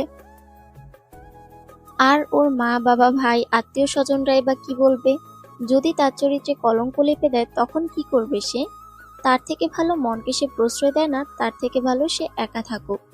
এমনিতেই তার জীবনে একটা কলঙ্ক আছে, আর কলঙ্কের কালি সে আর মারতে পারবে না। দীর্ঘশ্বাস ফেলে সে জানালার কাছ থেকে সরে এসে পড়া টেবিলে গিয়ে বসে। ড্রয়ার খুলে সে একটা ডায়েরি খুলে লিখতে থাকে তার জীবনের ঘটনা। হুট করে লিভিং রুম থেকে ডাক আসে। রাত ডায়েরিটা বন্ধ করে নিচে যায়, গিয়ে দেখে তার বাবা এসেছে। কতদিন পর বাবাকে দেখলো। রাতকে আর পায়কে, দৌড়ে গিয়ে জড়িয়ে ধরে। তিনি স্নেহের হাত মাথায় রেখে বলল, আমার আম্মাজান কেমন আছেন? আলহামদুলিল্লাহ ভালো, তুমি কেমন আছো? এতদিন ভালো ছিলাম না, এখন ভালো আছি। এই যে আমার আম্মাজানের দেখা পাইছি, তা আম্মাজান তোমার মুখখানা এমন দেখায় কে? ঠিকই আছি, কিন্তু তুমি অনেক দিন পর এসেছো তো, তাই এমন লাগছে। তখনই মিসেস ইয়াসমিন বলে উঠলেন, হইছে, বাপ বেটির সোহাগ পরে হইব, আগে ফ্রেশ হয়ে কিছু খেয়ে নিন। রাতের বাবা ইকবাল ভুইয়া হেসে মাথা নাড়িয়ে সম্মতি জানিয়ে ফ্রেশ হতে গেল। রাতও ব্যস্ত পায়ে কিচেন রুমে গিয়ে নাস্তা বানাতে লাগলো। রাতকে কিচেন রুমে দেখে তার মা বলল, এই তোর এখন কিচেন রুমে কি? যা গিয়ে পড়তে বস, আমি নাস্তা বানাচ্ছি। এখন পড়তে ইচ্ছে করছে না। পড়তে ইচ্ছে না করলে রেস্ট কর। মাথার ক্ষত নিয়ে তোকে কিচেন রুমে আসতে হবে না। কি আর করার, রাত তার রুমে গিয়ে বেলকুনিতে আসলো। কিন্তু রাত তো আর জানে না একজোড়া মুগ্ধ চোখ রাতকে দেখছে।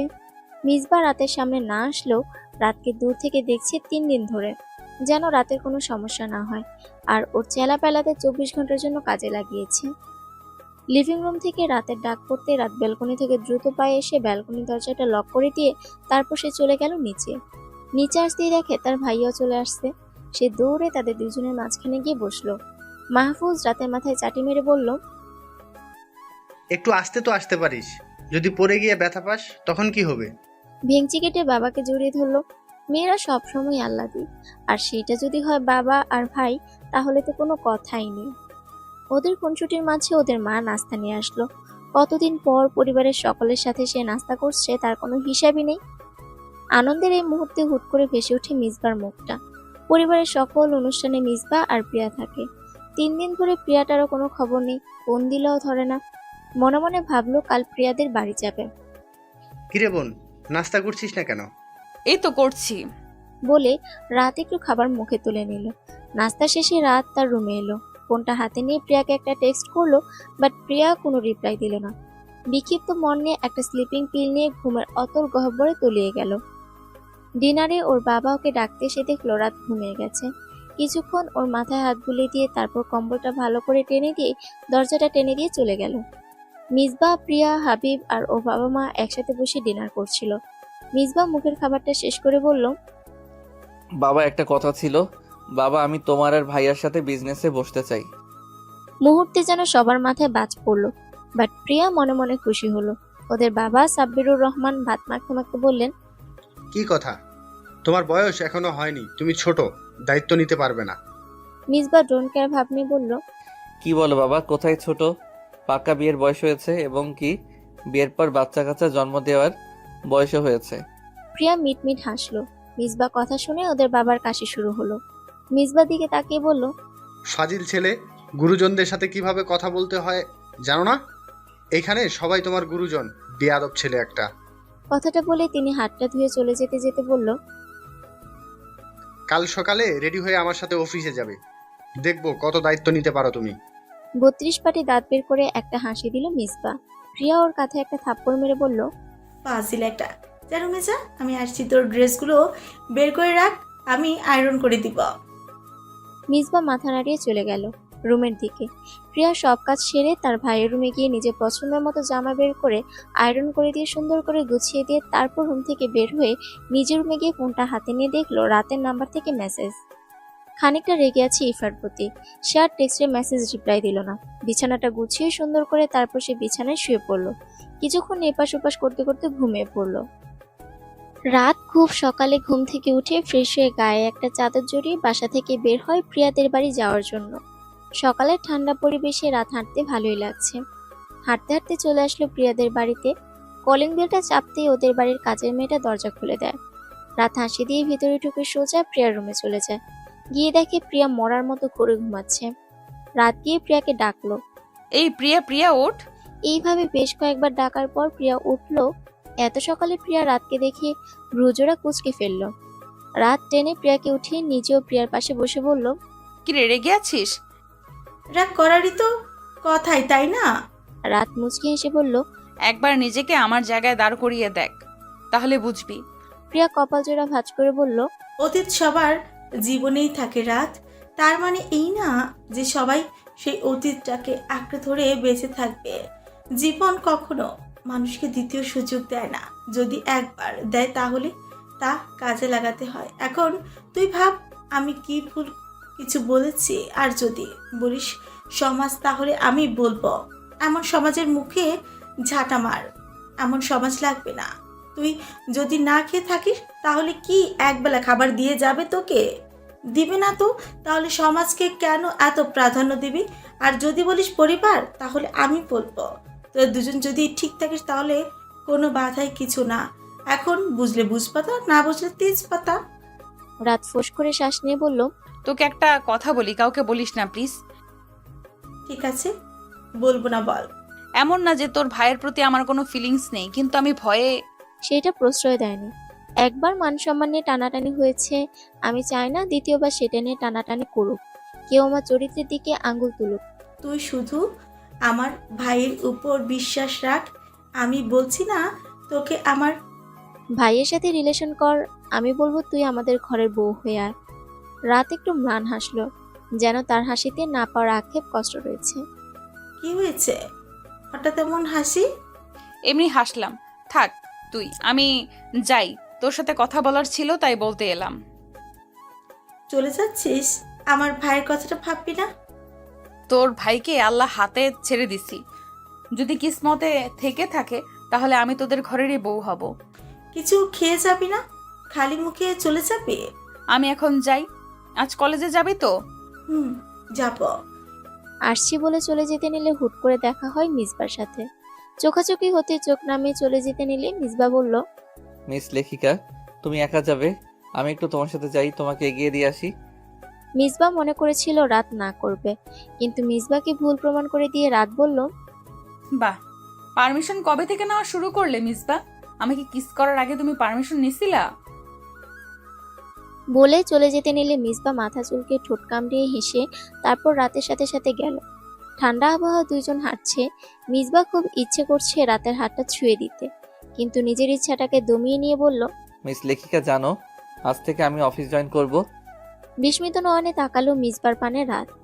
রাতের মুখের এক্সপ্রেশন দেখে হাসি পেল নিজের। হাসিটা চেপে রেখে বলল, কি হলো মিস লেখিকা, তুমি খুশি হওনি? রাত নিজেকে একটু ধাতস্থ করে বলল, তোমার এখন লেখাপড়া করার দরকার, তা না করে তুমি কাজ করবে। নিজের ক্যারিয়ারের দিকে ফোকাস করো মিসবা। মিসবা সাহস করে বলল, মিস লেখিকা, তোমার হাত দুটো ধরতে দিবা? একটু ধরে। মিসবা কণ্ঠের গভীর আকুলতা সে উপেক্ষা করতে পারেনি, সে চুপ করে রইল। মৌনতাই সম্মতির লক্ষণ। অধীর সাহস করে মিসবা রাতের হাতটা ধরে বলল, মিস লেখিকা, তুমি আমার ক্যারিয়ার। তোমাকে না পেলে আমি ব্যর্থ তো। তুমি আমার সাফল্যের চাবিকাঠি।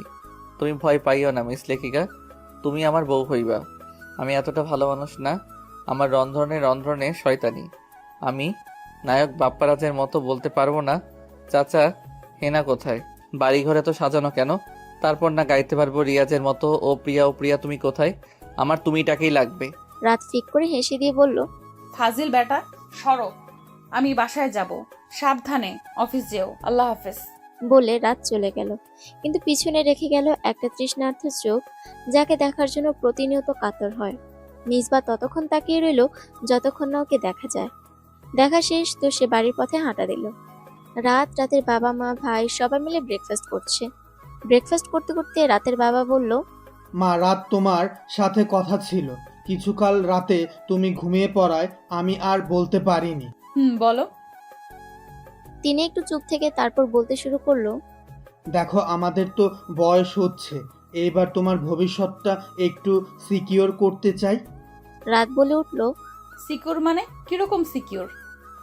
তোমার বিয়ে দিতে চাই। ছেলে খুব ভালো, মালয়েশিয়া থাকে, ভালো চাকরি। তুমি সুখে থাকবে। আজ সন্ধ্যায় ওরা আসবে তোমায় দেখতে। মুহূর্তে মেজাজ বিগড়ে গেল রাতের। রক্তটা ভাব নিয়ে বলল, আগেরটার ক্ষেত্রেও তো বলেছো ছেলে ভালো, কিন্তু তারপর কি হলো? সেই আমি কলঙ্কিত হলাম। এই ক্ষেত্রে যে এমন হবে না সেটার কি গ্যারান্টি আছে? আচ্ছা, আগে দেখতে আসুক। যদি তোর ভালো না লাগে তাহলে না করে দিস। মাহফুজ বলে উঠল, আহ বাবা, কি শুরু করেছো? আমার ছোট বোন তো আর বানের জলে ভেসে আসেনি। ও স্বাধীন চেতার মানুষ। ও যদি বিয়ে করতে না চায় জোর কেন করো? ওর পুরনো ক্ষতগুলো এখনো শুকায়নি, আর নতুন করে ক্ষত সৃষ্টি করো না। রাত কিছু বলল না, কাঁধে ব্যাগ নিয়ে সে চলে গেল, আর পিছন ফিরে দেখলো না। কলেজ ক্যাম্পাসে বসে আছে প্রিয়া, রাত আর তাদের সার্কেল। রাতের মুখটা ভার করে রেখে আছে প্রিয়া। অনেকক্ষণ ধরে নোটিশ করছে, কিন্তু মানুষ আছে বলে সে কিছু জিজ্ঞেস করতে পারছে না।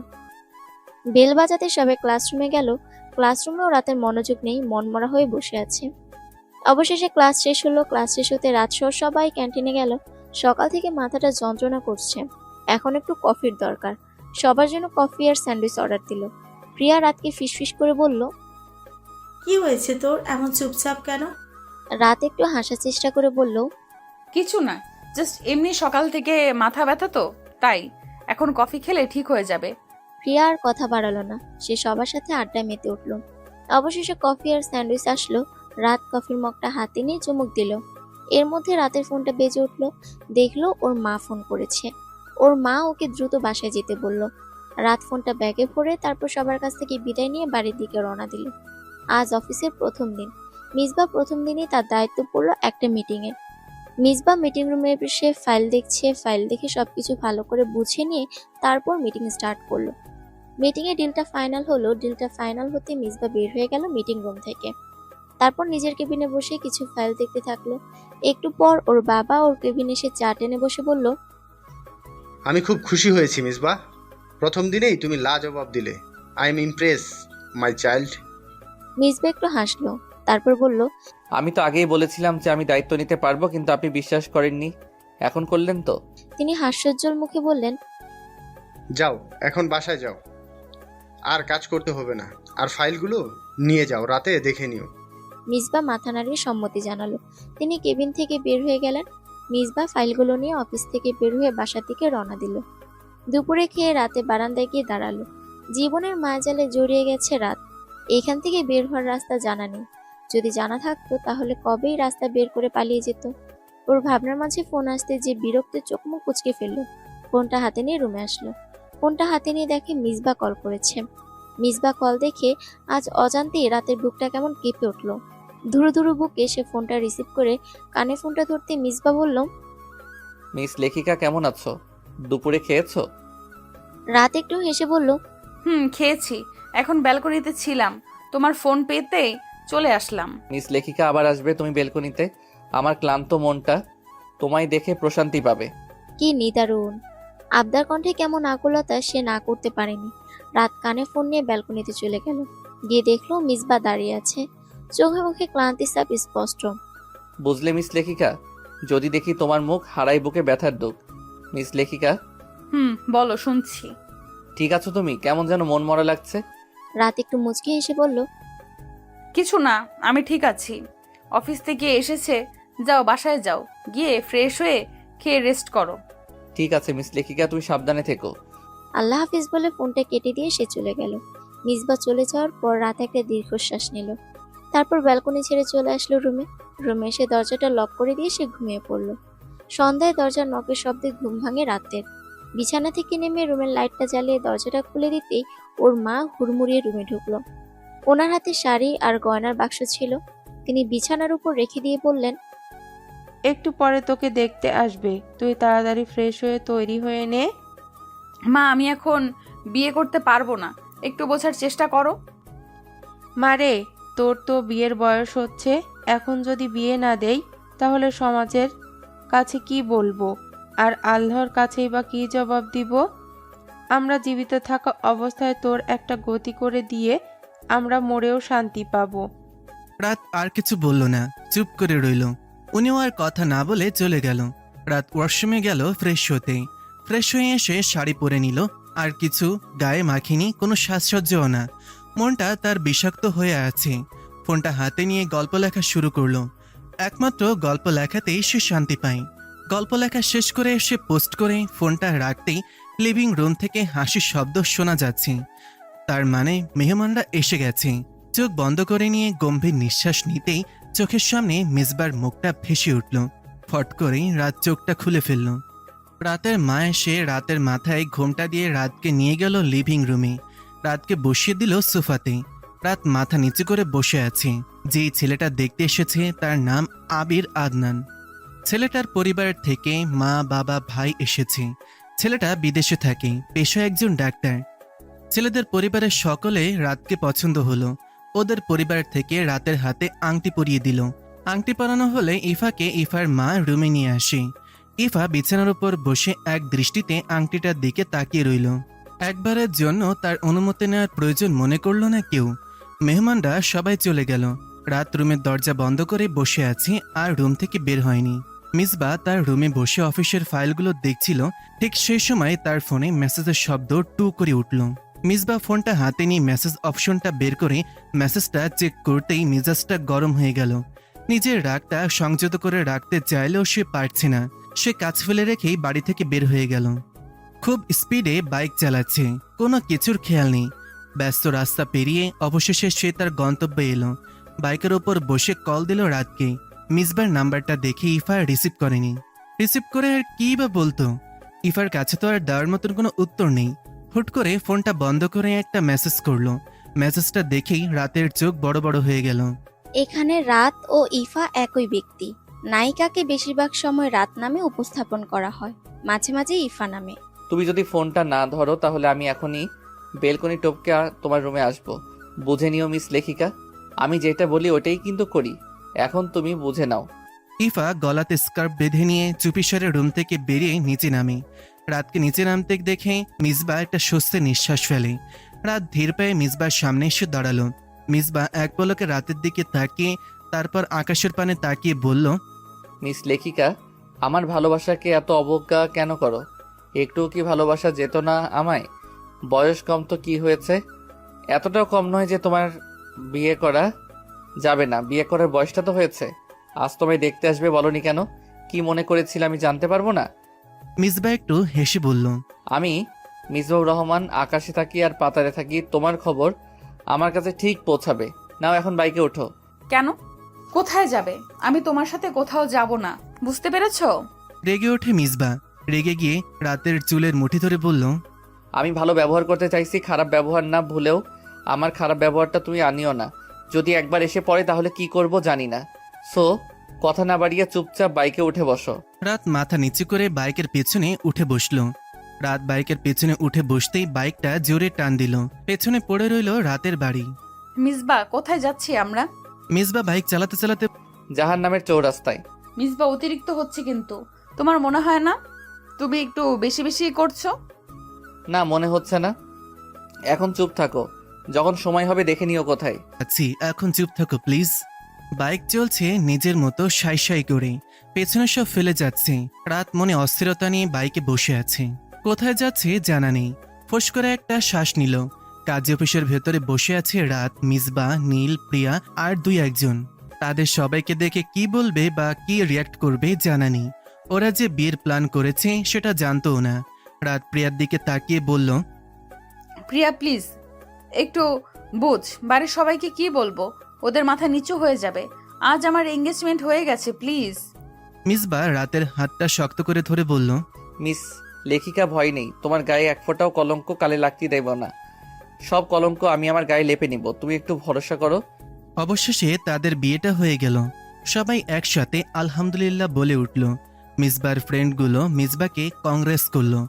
সবাই এত আনন্দে মেতে আছে যে কাল কি ঝড় উঠবে সেটা কারো মাথায় নেই। কি একটা বাজে পরিস্থিতি। কাজে অফিস থেকে বের হতেই মিসবা নীলকে বলল, ভাইয়া, আবুকে একটু পৌঁছে দিবেন। অবশ্যই জামাই সাহেব, আপনি আপনার বউকে নিয়ে যান, তবে কাল সকালের মধ্যে দিয়ে যাবেন। আমি না হয় আপনার বোনের বডিগার্ড হই। মিসবা তার গালটা চুলকিয়ে বলল, আমার কোনো সমস্যা নেই, যান। প্রিয়া তার চোখগুলো বড় বড় করে তার ভাইয়ের দিকে তাকিয়ে বলল, বিয়ে করেছিস তার মানে এই না তোকে কেউ মারতে পারবে না। আমি কিন্তু তোর কানটা টেনে দিতে পারবো তোর বউয়ের সামনেই। নীল বলে উঠল, হয়েছি, সবাই থামো, আমাদের তাড়াতাড়ি ফিরতে হবে। নীলের বাইকে প্রিয়া উঠল, আর বাকি বন্ধু দুইটা তাদের বাইকে, আর রাত মিসবার বাইকে। নীল বাইক চালাচ্ছে। বাইক চালাতে চালাতে প্রিয়াকে উদ্দেশ্য করে বলল, প্রিয়া, অনেকদিন ধরে ভাবছি তোমাকে একটা কথা বলবো, যদি কিছু মনে না করো। বলেন। প্রিয়া, অতীতের তিক্ত স্মৃতি মনে রেখে লাভ কি? রাত তো সামনের দিকে এগিয়ে গেল, এখন কি তোমারও মনে হয় না সামনের দিকে এগিয়ে যাওয়া? রাতকে ভালোবাসার জন্য আমার ভাই আছে, কিন্তু আমাকে ভালোবাসার জন্য কি আছে? কেউ নেই। আমার অতীত স্মৃতি আজীবন বহন করতে হবে। তোমার ভুল ধারণা প্রিয়া, তোমাকেও কেউ ভালোবাসে, তোমাকেও পাওয়ার জন্য কেউ ছটফট করে। তুমি ভালো করে খুঁজো, পাবে। সরাসরি কথাটা বলে দিলেই তো পারেন, এত নাটক বা কাব্যিক কিছু বলার নেই। আপনি আমাকে পছন্দ করেন, ঠিক না নীল ভাই? নীল হাসলো, তারপর বলল, তুমি আসলেই বুদ্ধিবতী। হ্যাঁ, তোমাকে অনেক ভালো লাগে। আমি তোমার সাথে বাকিটা জীবন কাটাতে চাই, যদি তুমি আপত্তি না করো। প্রিয়া একটু হেসে বলল, পালিয়ে যাওয়ার সাহস আছে আপনার? বুক ভরা সাহস আছে। কবে পালাবে বলিও, তোমাকে নিয়ে পাখির মতো ফুরুত করে উড়ে যাব। ঠিক আছে, এখন দ্রুত চলো, কাল সবটা সামনে দিতে হবে। সমস্যা নেই, সব ঠিক হয়ে যাবে। মিসবা বাইকটা একটা নদীর পাড়ে দাঁড় করালো।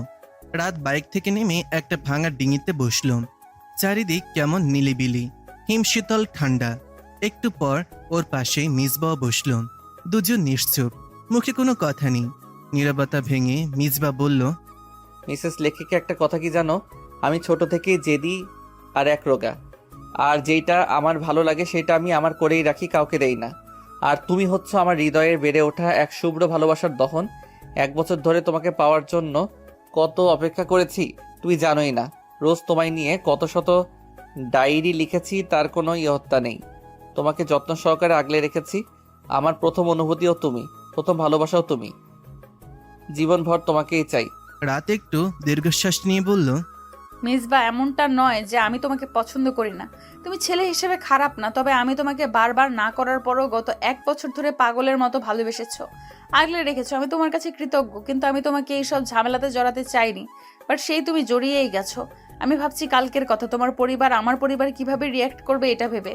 যদি তোমার পরিবার মেনে না নেয় তখন কি করবে? মিসবা নির্লিপ্ত হয়ে পানিতে পা ডুবিয়ে বসে, তারপর সে বলল, সমস্যা নেই, আমরা সিলেট চলে যাব। সেইখান থেকে ছোট্ট একটা সংসার পাতবো। আমি অফিস থেকে এসে ক্লান্ত শরীর নিয়ে যখন তোমায় দেখবো তখন আমার সকল দুঃখ কষ্ট লাঘব হবে। দিন শেষে প্রিয় মানুষটার হাসি দেখা মানে গোটা জান্নাত দেখা, আর আমার জান্নাত মানে তুমি। চলো বাসায় যাই, তোমাকে বাসায় নামিয়ে দিই। চলো তোমাকে বাসায় নামিয়ে দিই, আমি নিজেও বাসায় যাব, তারপর সকালে মা বাবা সহ তোমাদের বাসায় যাব। দেখে ওরা কি বলে, ওরা যা বলার বলবে, তবে আমার সিদ্ধান্তে আমি অটল। তবে ভয় নেই, তোমার গায়ে এক ফোঁটাও কলঙ্ক লাগতে দিব না। পরে কখনো আফসোস হবে না আমায় নিয়ে? মনে হবে না আমার থেকে বেটার কাউকে ডিজার্ভ করো? মিসবা কিঞ্চিত পরিমাণ হেসে বলল, কখনো না। আফসোস তখন হয় যে ভুল করে, আর যেইখানে আমি ভুল করিনি সেইখানে আফসোস করাটা বোকামি। আসো, রাত অনেক হচ্ছে, বাসায় যাই। মিসবা, কও লেখিকা। তোমার সাথে সূর্য উদয় দেখতে চাই। বেশ, তো সমস্যা কোথায়? আসো, আমার বাহুডো রাখলে রাখিব, তোমারে সেটাই দিব না দুঃখ তোমারে। রাত মিসবার কাঁধে মাথা রেখে দিল। একটা শান্তির আর একটা ভরসার কাঁধ হলে আর কি লাগে। সময়টা এইখানেই থেমে যাক, দুজন দুজনের অস্তিত্বটা অনুভব করুক। পরের দিন সকালে ভোরের সূর্য উঠে দেখলো দুজন। মিসবা বলল, চলো এখন বাসায় দিয়ে আসি। তুমি আমি বিবাহিত, এটা শুধু তুমি আর আমি জানি, বাকি কেউ তো জানে না। যদি কেউ দেখে ফেলে তো হিতে বিপরীত হবে। চলো, আর চিন্তা করিও না, আমি সকলকে নিয়ে তোমাদের বাড়িতে আসবো। তুমি আগে থেকে রেডি হয়ে থেকো। চলো। বলে উঠে পড়ল ভাঙা ডিঙি থেকে। খুব সুন্দর একটা স্মৃতি এই নদীর পাড়ে রেখে গেল। মিসবা বাইকটা জোরে একটা টান দিল, পেছনে পড়ে গেল নদী আর ভাঙা ডিঙি। ভোর হওয়াতে খুব একটা গাড়ি দেখা গেল না, এই জন্য ওদের আর দেরি হয়নি। তারা তাড়াতাড়ি পৌঁছে গেল বাড়িতে। রাতকে নামিয়ে দিয়ে বলল, সাবধানে থেকো, আর গিয়ে ঘুমিয়ে পড়বে। বাকিটা আমি ঠিক সামনে নিব। যতটা ছোট মনে করো ততটা না। রাত হাসলো। রাত হাসলে রাতের গজদাঁত বের হয়ে গেল। রাত বিদায় নিয়ে চলে গেল বাড়ির ভেতর। বাড়ির ভেতরে ঢুকে মেইন দরজাটা আস্তে করে লক করে দিয়ে তারপর রুমের ভেতরে গিয়ে শুয়ে পড়ল।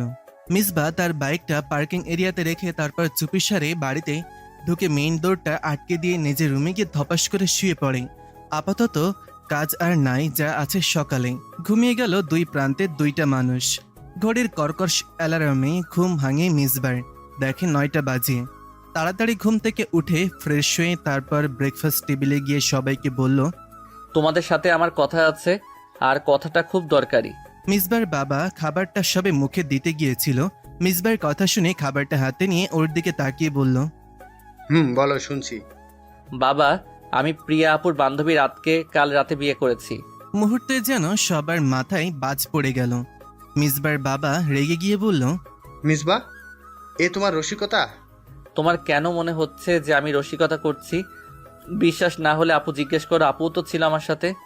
মিসবার থেকে নজর সরিয়ে প্রিয়ার দিকে নজর দিয়ে তারপর বলল, কি বলছে প্রিয়া? ও প্রিয়া কোনো সংকোচ ছাড়া তার বাবার চোখে চোখ রেখে বলল, হ্যাঁ সত্যি, আমার বেলাতে যে ভুলটা করেছিলাম আমি চাইনি আমার ভাইয়ের বেলাতেও সেই ভুল করুক। আমি মানি না এ বিয়ে। মিসবা বলল, আপু তোমার মানা না মানায় আমার কিছু যায় আসে না। মিসবা, বেয়াদবির চরম লেভেল থাকে, আর তুমি সেই লেভেল পার করে ফেলেছো। ও তোমার থেকে বয়সে বড়, ওর সাথে তোমার মানায় না। আমারটা আমি বুঝে নিব। তোমরা শুধু নাস্তা করে রাতদের বাড়িতে যাবে, ব্যাস এতটুকুই। তাহলে তোমাদের জায়গা এই ঘরে হবে না। লাগবে না এমন ঘর যেই ঘরে আমার অনুভূতির দাম নেই, সেইখানে আমি থাকি না। মিসবার বাবা রাগে গজগজ করতে করতে বলল, আমি বুঝলাম না, মেয়েটার এত ওয়াডাসিটি আসে কি করে নিজের থেকে কম বয়সী ছেলেকে বিয়ে করতে? রেগে গর্জে ওঠে মিসবা টেবিলে থাকা কাচের গ্লাসটা ছুঁড়ে ফেলে দিয়ে রাগান্বিত কণ্ঠে বলল, দেখো বাবা। আশরাফুল দ্রুত মিসবাকে জড়িয়ে ধরে বলল, ভাই আমার শান্ত হ। আমি, বাবা, মা, প্রিয়া যাব তো তোর রাতের বাড়ি। এখন ব্রেকফাস্টটা করে নে। মিসবা কিছুই না বলে সে তার রুমে গিয়ে ফোনটা হাতে নিয়ে নীলাকে একটা মেসেজ করে। তারপর বিছানায় বসলো। প্রিয়া তার ভাইয়ের খাবার নিয়ে রুমে ঢুকলো। তারপর বলল, নে খেয়ে নে, আমরা যাব তো রাতদের বাড়ি, এখন দ্রুত খেয়ে রেডি হয়ে নে। মিসবা 2টা রুটি খেয়ে দ্রুত রেডি হয়ে গেল। মিসবার তাড়াহুড়া দেখে প্রিয়া হুঁশে ফেরে। প্রিয়া খাবার প্লেটটা হাতে নিয়ে মিসবার রুম থেকে বের হয়ে গিয়ে নিজের রুমে গিয়ে দ্রুত ফ্রেশ হয়ে রেডি হয়ে নিল। লিভিং রুমে হইচই শব্দে ঘুম ভাঙে রাতের। আলমোড়া দিয়ে শোয়া থেকে উঠেই টনক নড়ে। কাল রাতের কথা মনে পড়ে ওরা এসে গেছে। রাত দ্রুত বিছানা থেকে নেমে ফ্রেশ হতে গেল। ফ্রেশ হয়ে সে নিচে এসে গিয়ে দেখলো মিসবা সহ পরিবার আর পরিবারের সবাই বসে আছে। রাতের মা ওদের সামনে জোরালো গলায় বলল, কি শুনছি এইগুলো? উত্তর দে তুই। তুই নাকি কাল রাতে মিসবাকে বিয়ে করছিস? চুপ থাকবি না রাত, উত্তর দে। রাত মাথা নিচু করে তারপর কম্পিত গলায় বলল। হ্যাঁ মা, আমি বিয়ে করেছি ওকে। রাতের মা রাতকে থাপ্পড় মারার জন্য হাত ওঠাতে নিলে মিসবা ঢাল হয়ে দাঁড়িয়ে বলল। এতদিন ও আপনাদের মেয়ে ছিল, কিন্তু কাল থেকে ওর পরিচয় হয়েছে। ও মিসেস মিসবা। রাতের মা বলে উঠল। সমাজ কি বলবে ভেবে দেখছো তোমরা? সমাজের সাথে আমাদের উঠতে হয়, বসতে হয়। সমাজ আমাদের সব। এখন সেই সমাজের কথায় আমাদের শুনতে হবে। আমরা মা বাবা হয়ে ঠেকায় পড়ছি। এই কলঙ্কিনীকে চাই না। ও মরে যেতে পারে না, তাহলেই তো আমার জ্বালা কমে। বলে তিনি আবার তেড়ে আসতে নিলে মেজবা আগলে নেয় রাতকে। মেজবা রাতের মার দিকে তাকিয়ে বলল। আন্টি, দয়া করে রাতকে আর কলঙ্কিনী বললেন না। ওর কোনো দোষ নেই। ও জানতো না বিয়ের কথা। আমার বুকের বা পাঞ্জর দিয়ে তৈরি, তাই তো ওকে আমি পেয়েছি। আপনারা আপনাদের সমাজ নিয়ে থাকেন, আমরা কেউ থাকবো না আপনাদের সমাজে। দুবেলা না খেয়ে দেখেন তো কেউ খাবার দেয় কিনা? কেউ দিবে না, কিন্তু সবাই শুধু কথা শোনাতেই পারবে। যাই হোক, আপনারা মাফ করবেন আর আমাদের সুন্দর ভবিষ্যতের জন্য দোয়া করবেন। মিসবা রাতের দিকে তাকিয়ে বলল। বউ পাখি যাও, তোমার সব জামা কাপড় গুছিয়ে নাও। তোমার চোখের পানি আর কারো কাছে দাম না থাকলেও আমি মিসবা আমার কাছে আছে। যাও, আমি আসছি। প্রিয়া আর বসে থাকতে পারল না, সেও সবার মাঝে বলে উঠল। বাবা, আমার একটা কথা আছে। প্রিয়ার বাবা বলে উঠল। তোমার আবার কি কথা? আমি নীলকে বিয়ে করতে চাই। প্রিয়ার এই কথা শুনে পরিস্থিতি আরো গম্ভীর হয়ে গেল। প্রিয়ার বাবা সবার সম্মুখে প্রিয়ার গালে একটা চড় দিয়ে বসলো। চড় খেয়েও থেমে যায়নি প্রিয়া, সে বলে উঠল। তোমাদের ভুলের জন্য আজ আমাদের 3 ভাই বোনের জীবনের শেষ পথে। সরি, আমি আর তোমাদের কথা শুনতে পারবো না। আমি নীলকে বিয়ে করব, এটাই আমার শেষ কথা। এরই মধ্যে রাত তার ব্যাগপত্র হাতে নিয়ে রুম থেকে বের হয়ে এলো। মেজবা রাতের হাতটা শক্ত করে ধরে বলল। চলো চলে যাই অচেনা শহরের, যেইখানে তোমাকে আমাকে কেউ চিনে না, যেইখানে সমাজ দোহাই দিয়ে তোমাকে আর আমাকে কেউ বাজে কথা বলবে না, তোমার গায়ে কোনো কলঙ্কের দাগ লাগানোর জন্য কেউ থাকবে না। বাসা থেকে বের হয়ে গেল মেজবা আর রাত। বাড়ির কেউই তাদের পানে ফিরে তাকালো না, শুধু ওদের পিছু পিছু গেল মাহফুজ, প্রিয়া আর নীল। মাহফুজ রাতকে আদরে জড়িয়ে ধরে বলল। মাফ করে দিস তোর এই অভাগা ভাইটিকে, তোর জন্য কিছুই করতে পারলো না। কিন্তু একটা কথা জেনে রাখিস, তোর ভাই তোর পাশে আছে সব সময়। মাহফুজ পকেট থেকে একটা ক্রেডিট কার্ড বের করে মিসবাকে দিয়ে বলল। শূন্য হাতে চলে যাচ্ছ, জব পেতে দেরি হবে, তোমার কাজে লাগবে। মিসবা কার্ডটা ফেরত দিয়ে বলল। লাগবে না, শুধু দোয়া কইরেন, একদিন আমি অনেক বড় হব। বুক ভরে দোয়া রইল ভাই, কিন্তু এইটা নিতে হবে প্লিজ। ভাই আমার না করে না। বাধ্য হয়ে মিসবা কার্ডটা নিল। তারপর তারা বিদায় নিয়ে চলে গেল। কোনো এক অচেনা পথে পাড়ি দিয়ে চলে যাচ্ছে তারা। পথগুলো সহজ হবে না জেনেও তারা ভালোবাসার ভরসায়, একে অপরের ভরসায় সব চেনা জানা জায়গা ছেড়ে চলে গেল। মিসবা আর রাত ঢাকা শহর ছেড়ে চলে এলো রাজশাহীতে। ব্যস্ত শহর, চেনা রাস্তা আর পরিচিত সবকিছু ফেলে এখন তারা এক অচেনা শহরে দাঁড়িয়ে। সবার আগে ব্যাংক থেকে টাকা তুলল মিসবা। এরপর শুরু হলো থাকার জায়গার সন্ধান। সন্ধ্যা হয়ে এসেছে। নতুন জায়গায় রাত কাটানোর ব্যবস্থা করা তাদের জন্য এখন সবচেয়ে গুরুত্বপূর্ণ। হাঁটতে হাঁটতে একটা টিন শেড বাড়ির সামনে এসে দাঁড়ালো ওরা। সামনে বড়সড় সাইনবোর্ডে লেখা, এখানে ঘর ভাড়া দেওয়া হয়। একটু আসার আলো দেখলো দুজনই। মিসবা গেটের সামনে দাঁড়িয়ে ডাক দিল। বাড়িতে কেউ আছেন? কিছুক্ষণ পর ভেতর থেকে দরজা খুলে বেরিয়ে এলো এক অর্ধবয়স্ক লোক। পান খাওয়া, লালচে দাঁত, মুখে অল্প কাঁচা পাকা দাড়ি, চোখ দুইটা কুঁচকে আছে, যেন সবসময় হিসেব কষে কথা বলে। লোকটা একবার মিসবা আর রাতের দিকে তাকিয়ে গলা খাকারি দিয়ে বলল। হ, কেডা? মিসবা বিনয়ের সাথে বলল। আমরা একটা বাসা খুঁজছি, শুনলাম এখানে ঘর ভাড়া দেওয়া হবে। লোকটা মিসবার কথার উত্তর না দিয়ে সরাসরি রাতের দিকে তাকালো। কয়েক মুহূর্ত ওদের দুজনকে নিরীক্ষণের পর চোখ কুচকে বলল।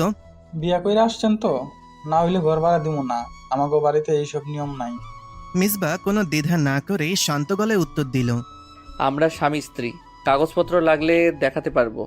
লোকটা এবার একটু নড়ে চড়ে বসলো। কিছুক্ষণ কি যেন ভাবলো, তারপর একপাশে সরে দাঁড়িয়ে বলল। ভিতরে হেন কথা কই। মিসবা আর রাত একে অপরের দিকে একবার তাকিয়ে নিয়ে ধীরে ধীরে ভেতরে ঢুকে গেল। মেজবা আর রাত বাড়ির ভেতরে ঢুকলো। টিন শেড বাড়ির উঠোনে একটা পুরনো কাঠের চেয়ার পাতা, তার পাশেই পানির কল যেখান থেকে এক বালতি পানি রাখা। চারপাশে দেয়ালের প্লাস্টার খসে পড়ছে, বোঝা যায় বাড়িটা বেশ পুরনো। লোকটা চেয়ারটাতে বসলো, বলল, বসেন। মেজবা আর রাত একটা বেঞ্চের উপর বসলো। লোকটা পান চিবোতে চিবোতে বলল, নাম কি তোমাদের? মেজবা বলল, আমি মিসবা, আর উনি রাত। আমরা নতুন এসেছি শহরে। লোকটা সন্দেহের চোখে রাতের দিকে তাকিয়ে বলল। কাজকাম করো নাকি এমনি ঘুরতেছ? মেজবা বুঝতে পারলো লোকটা সহজে বিশ্বাস করবে না। শান্ত গলায় বলল, আমি বিজনেস করি, আপাতত নতুন জায়গায় সেট আপ নিচ্ছি। ঘরটা কত টাকা ভাড়া? লোকটা পানের পিক এক পাশে ফেলে বলল, 5,000, সাথে 2,000 জামানত। রাত এবার মুখ খুলল। ঘরটা কি একবার দেখে নিতে পারি? লোকটা ঘাড় নাড়িয়ে উঠল। মেজবা আর রাত উঠে দাঁড়ালো। লোকটার সামনে একটা ছোট ঘরের দরজা খুলে দিল। ভেতরে একটা ছোট জানালা, এক পাশে ইটের তৈরি রান্নাঘর, এক কোণে একটা মাটির দেয়াল ঘেরা বাথরুম। জায়গাটা খুব বড় না, কিন্তু আপাতত থাকার জন্য ঠিকঠাক। মেজবা চারপাশ দেখে বলল, ঠিক আছে, আমরা নিতে চাই। লোকটা হালকা অবাক হলো। এত তাড়াতাড়ি ঠিক করে ফেললা? রাত এবার স্পষ্ট গলায় বলল, আমাদের সময় কম, দ্রুত সব গুছিয়ে নিতে হবে। লোকটা একটু ভাবলো, তারপর বলল, ঠিক আছে, জামানত দিলেই আজ থেকে থাকতে পারবা। মিজবা টাকা বের করে লোকটার হাতে দিল। লোকটা টাকা গুনে নিয়ে বলল, ঠিক আছে, তোমরা ঘর গুছাইয়া নাও। মেজবা আর রাত ঘরের মধ্যে ঢুকে পড়ল। দরজা বন্ধ করতেই একটা ভারী শ্বাস ফেলল রাত। শেষমেশ একটা থাকার জায়গা হলো। মেজবা আর রাত ঘরের মধ্যে ঢুকে দরজা বন্ধ করলো। চারপাশে তাকিয়ে দেখলো ছোট একটা জানালা, মাটির মেঝে, পুরনো একটা খাট, আর এক পাশে দেয়ালে হেলান দিয়ে রাখা একটা কাঠের আলমারি। জিনিসপত্র খুব বেশি নেই, তবে আপাতত থাকার জন্য যথেষ্ট। রাত ধীরে ধীরে মেঝেতে বসে পড়ল। মেজবা দরজার কাছাকাছি দাঁড়িয়ে ওর দিকে তাকালো। রাতের চোখে ক্লান্তি স্পষ্ট। সারাদিনের দৌড়ঝাঁপ, দুশ্চিন্তা, অনিশ্চয়তা সব মিলিয়ে ওর শরীর আর নিতে পারছে না। মিসবা কাছে গিয়ে নিচু গলায় বলল, একটা রাত অন্তত নিশ্চিন্তে কাটানো যাবে, কাল থেকে নতুন করে শুরু করতে হবে। রাত মিসবার দিকে তাকিয়ে মাথা নেড়ে বলল, একটা সময় দরজায় টোকার শব্দ হলো। মিসবা এগিয়ে গিয়ে দরজা খুলল। দরজার বাইরে দাঁড়িয়ে আছে সেই বাড়িওয়ালা লোকটা, হাতে একটা পুরনো লণ্ঠন। বিদ্যুৎ যাওয়া গেলে অন্ধকারে কষ্ট হইব। মিসবা একটু অবাক হলো। লোকটা প্রথমে কেমন সন্দেহ নিয়ে কথা বলছিল, আর এখন যেন খানিকটা সাহায্য করতে চাইছে। মিসবা ধীরে বলল, ধন্যবাদ কাকা। লোকটা কিছু না বলে মাথা নাড়িয়ে চলে গেল। মিসবা দরজা বন্ধ করে লণ্ঠন টেবিলে রেখে বলল, লোকটা যেমনই হোক কিছুটা দায়িত্ববোধ আছে মনে হয়। রাত কিছু বলল না, শুধু জানালার বাইরে তাকিয়ে থাকলো। অন্ধকার নেমে এসেছে রাজশাহীর আকাশে। নতুন শহর, নতুন সংগ্রাম, ওদের দুজনের সামনে অনিশ্চিত ভবিষ্যৎ অপেক্ষা করছে। রাত জানালার বাইরে তাকিয়েছিল। অন্ধকার নেমে এসেছে, দূরে কয়েকটা বাতি জ্বলছে। রাজশাহীর রাত যেন নীরব, ঢাকা শহরের মতন কোলাহল নেই। তবু ওর মনে হচ্ছে এই নীরবতার আড়ালে কিছু একটা লুকিয়ে আছে। ও আস্তে করে বলল, বউ পাখি, কষ্ট হচ্ছে? রাত ম্লান হেসে মেজবার গায়ে গা ঘেসে বসল। গলার স্বর নরম করে বলল, কষ্ট হচ্ছে না, সব কষ্ট দূর হয়ে যাবে যদি তুমি পাশে থাকো, ভালোবাসো। মিসবা হেসে রাতের কোমর জড়িয়ে নিল। তারপর এক ঝটকায় ওকে বিছানায় ফেলে দিয়ে নিজের পাশে শুয়ে পড়ল। গভীর চোখে তাকিয়ে বলল, এইটুকুতে পোষাবে না, আমি তোমাকে অনেক আদরে অনেক সোয়াগে রাখবো। বউ পাখি, তোমার সারা অঙ্গ ঝলসে দেবো আমার আদর সোয়াগে। রাত এবার ফিচেল হাসল, ভুরু উঁচিয়ে বলল, মিসবা তুমি কিন্তু দিন দিন বেশি পেকে যাচ্ছ। মিসবা ওর গালের সাথে নাক ঘষতে ঘষতে ফিসফিস করে বলল, বিয়ে করেছি, বউ আছে, একটু তো পাকবই। রাত মিসবার বুকে মুখ লুকিয়ে রাখলো, যেন পৃথিবীর সব ঝড় ঝাপটা থেকে একটু আশ্রয় যায় ওর কাছে। মিসবা আস্তে করে ওর মুখটা তুলে আনলো। গভীর দৃষ্টিতে তাকিয়ে রইল কিছুক্ষণ। তারপর কোনো কিছু না বলে ওর ঠোঁটের ওপর নিজের ঠোঁট চেপে ধরল। গভীর আবেগ মাখা এক চুম্বন, যেখানে ছিল নিরাপত্তা, ভালোবাসা আর একসাথে থাকার অঙ্গীকার। রাত প্রথমে চুপ করে থাকলেও ধীরে ধীরে সেও সাড়া দিল। মিসবা ওকে আরো শক্ত করে কাছে টেনে নিল, যেন ওর অস্তিত্বের প্রতিটা অংশে রাতকে অনুভব করতে পারে। বাইরে রাজশাহীর নীরব রাত, কিন্তু এই ছোট্ট ঘরের ভেতর ভালোবাসার ভাষা বলে উঠল নিজেদের মতন করে। সকালে মিসবা ঘুম থেকে উঠে দেখল রাত ওর বুকে মুখ গুজে গভীর ঘুমে ডুবে আছে। এলোমেলো চুল, ঢিল হয়ে যাওয়া ওড়না, একটু অবিন্যস্ত শরীর, সবকিছু যেন বদলে দিচ্ছে। গতরাত শুধু অনুভূতি ছিল না, ছিল এক গভীর আত্মসমর্পণের। মিসবা ধীরে ধীরে ওর হাতের চুল বিলি কাটল, যেন কোন অমূল্য সম্পদকে ছুঁয়ে দেখেছে। ওর মনে হলো কাল রাত শুধু ভালোবাসা ছিল না, ছিল একে অপরের মধ্যে মিশে যাওয়া, একাকার এক হয়ে যাওয়া। রাত মিসবার স্পর্শে সামান্য নড়ে ওর বুকের উপর আরো আরাম করে মুখ গুজে দিল। মিসবা ম্লান হেসে বলল, বউ পাখি কতক্ষণ এভাবে ঘুমাবে? রাত চোখ না খুলেই আস্তে করে বলল, তুমি থেকে যেও, আমি সারা জীবন এইভাবেই ঘুমিয়ে কাটাতে পারি। মিসবা বুকের গভীরে একটা অদ্ভুত শিহরণ খেলল। ও জানে এই মেয়েটাকে ওর সারা জীবন আগলে রাখতে হবে। যে ভালোবাসার জন্য এত লড়াই, সে মেয়েটাকে তো শেষ পর্যন্ত বাঁচিয়ে রাখতেই হবেই। মিসবা যখন দেখল রাত এখনো উঠছে না, তখন একটু দুষ্টুমি করতে মন চাইল। ও আস্তে করে রাতের বুকে মুখ গুজে দিল, নাক ঘষতে লাগলো ওর কোমল ত্বকের উপর। রাতের শরীর সামান্য কেঁপে উঠল, হয়তো স্পর্শে শিহরিত হলো, হয়তো এখনো আদো ঘুমে রয়েছে। মিসবা একটু ফিসফিস করে বলল, বউ পাখি আর কত ঘুমাবে? সকাল হয়ে গেল। রাত ঘুম জড়ানো কণ্ঠে বলল, আর একটু। কিন্তু মিসবা এত সহজে ছেড়ে দেওয়ার পাত্র নয়। ও আবারও ওর গলায় হালকা চুমু দিল, তারপর কানের কাছে মুখ এনে বলল, তাহলে আমি কিন্তু আরো বেশি দুষ্টামি করব। রাত এবার সত্যি সত্যি শরীর গুটিয়ে নিয়ে বলল, উফ মিসবা, রাতে তোমার জন্য ঠিকমতো ঘুমাতে পারিনি, এখন একটু ঘুমাতে দাও। মেজবা হাসলো, ওর চোখে আদরের ঝিলিক। ও আস্তে করে রাতের উপর উঠে গিয়ে ওর গলায় মুখ গুজে দিল। গভীর শ্বাস নিয়ে ওর চেনা গন্ধটা অনুভব করে ফিসফিস করে বলল, ঘুম তো সারা জীবন দেবে, কিন্তু এখন একটু আমাকে দাও। রাত চোখ খুলে তাকালো, একটু বিরক্তির অভিনয় করে বলল, তুমি কি সারা জীবন এমনই থাকবে? মেজবা ওর কপালে একটা গভীর চুমু দিয়ে হাসলো। হ্যাঁ, সারা জীবন। রাত আর মেজবা বাজার থেকে হাড়ি পাতিল, কিচেন ব্যাগ সহ আরো কিছু প্রয়োজনীয় জিনিসপত্র কিনলো। নতুন সংসার গুছিয়ে নিতে যা যা দরকার দুজন মিলে সেসব বেছে নিচ্ছিল।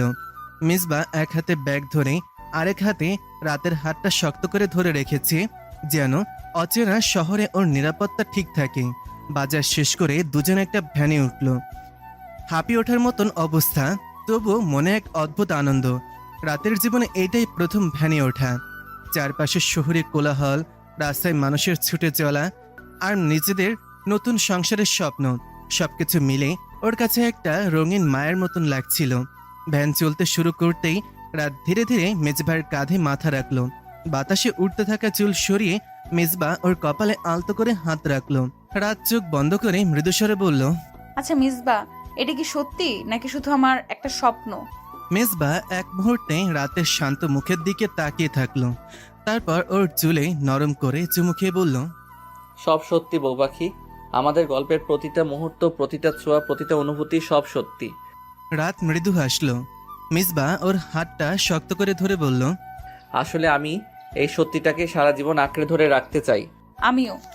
শহরের ব্যস্ত রাস্তায় গাড়ি ঘোড়া ছুটছে, লোকজন চলাফেরা করছে, কিন্তু এই ছোট্ট ভ্যানের এক কোণে বসে থাকা দুইটা মানুষ যেন নিজেদের ছোট্ট জগতে ডুবে আছে।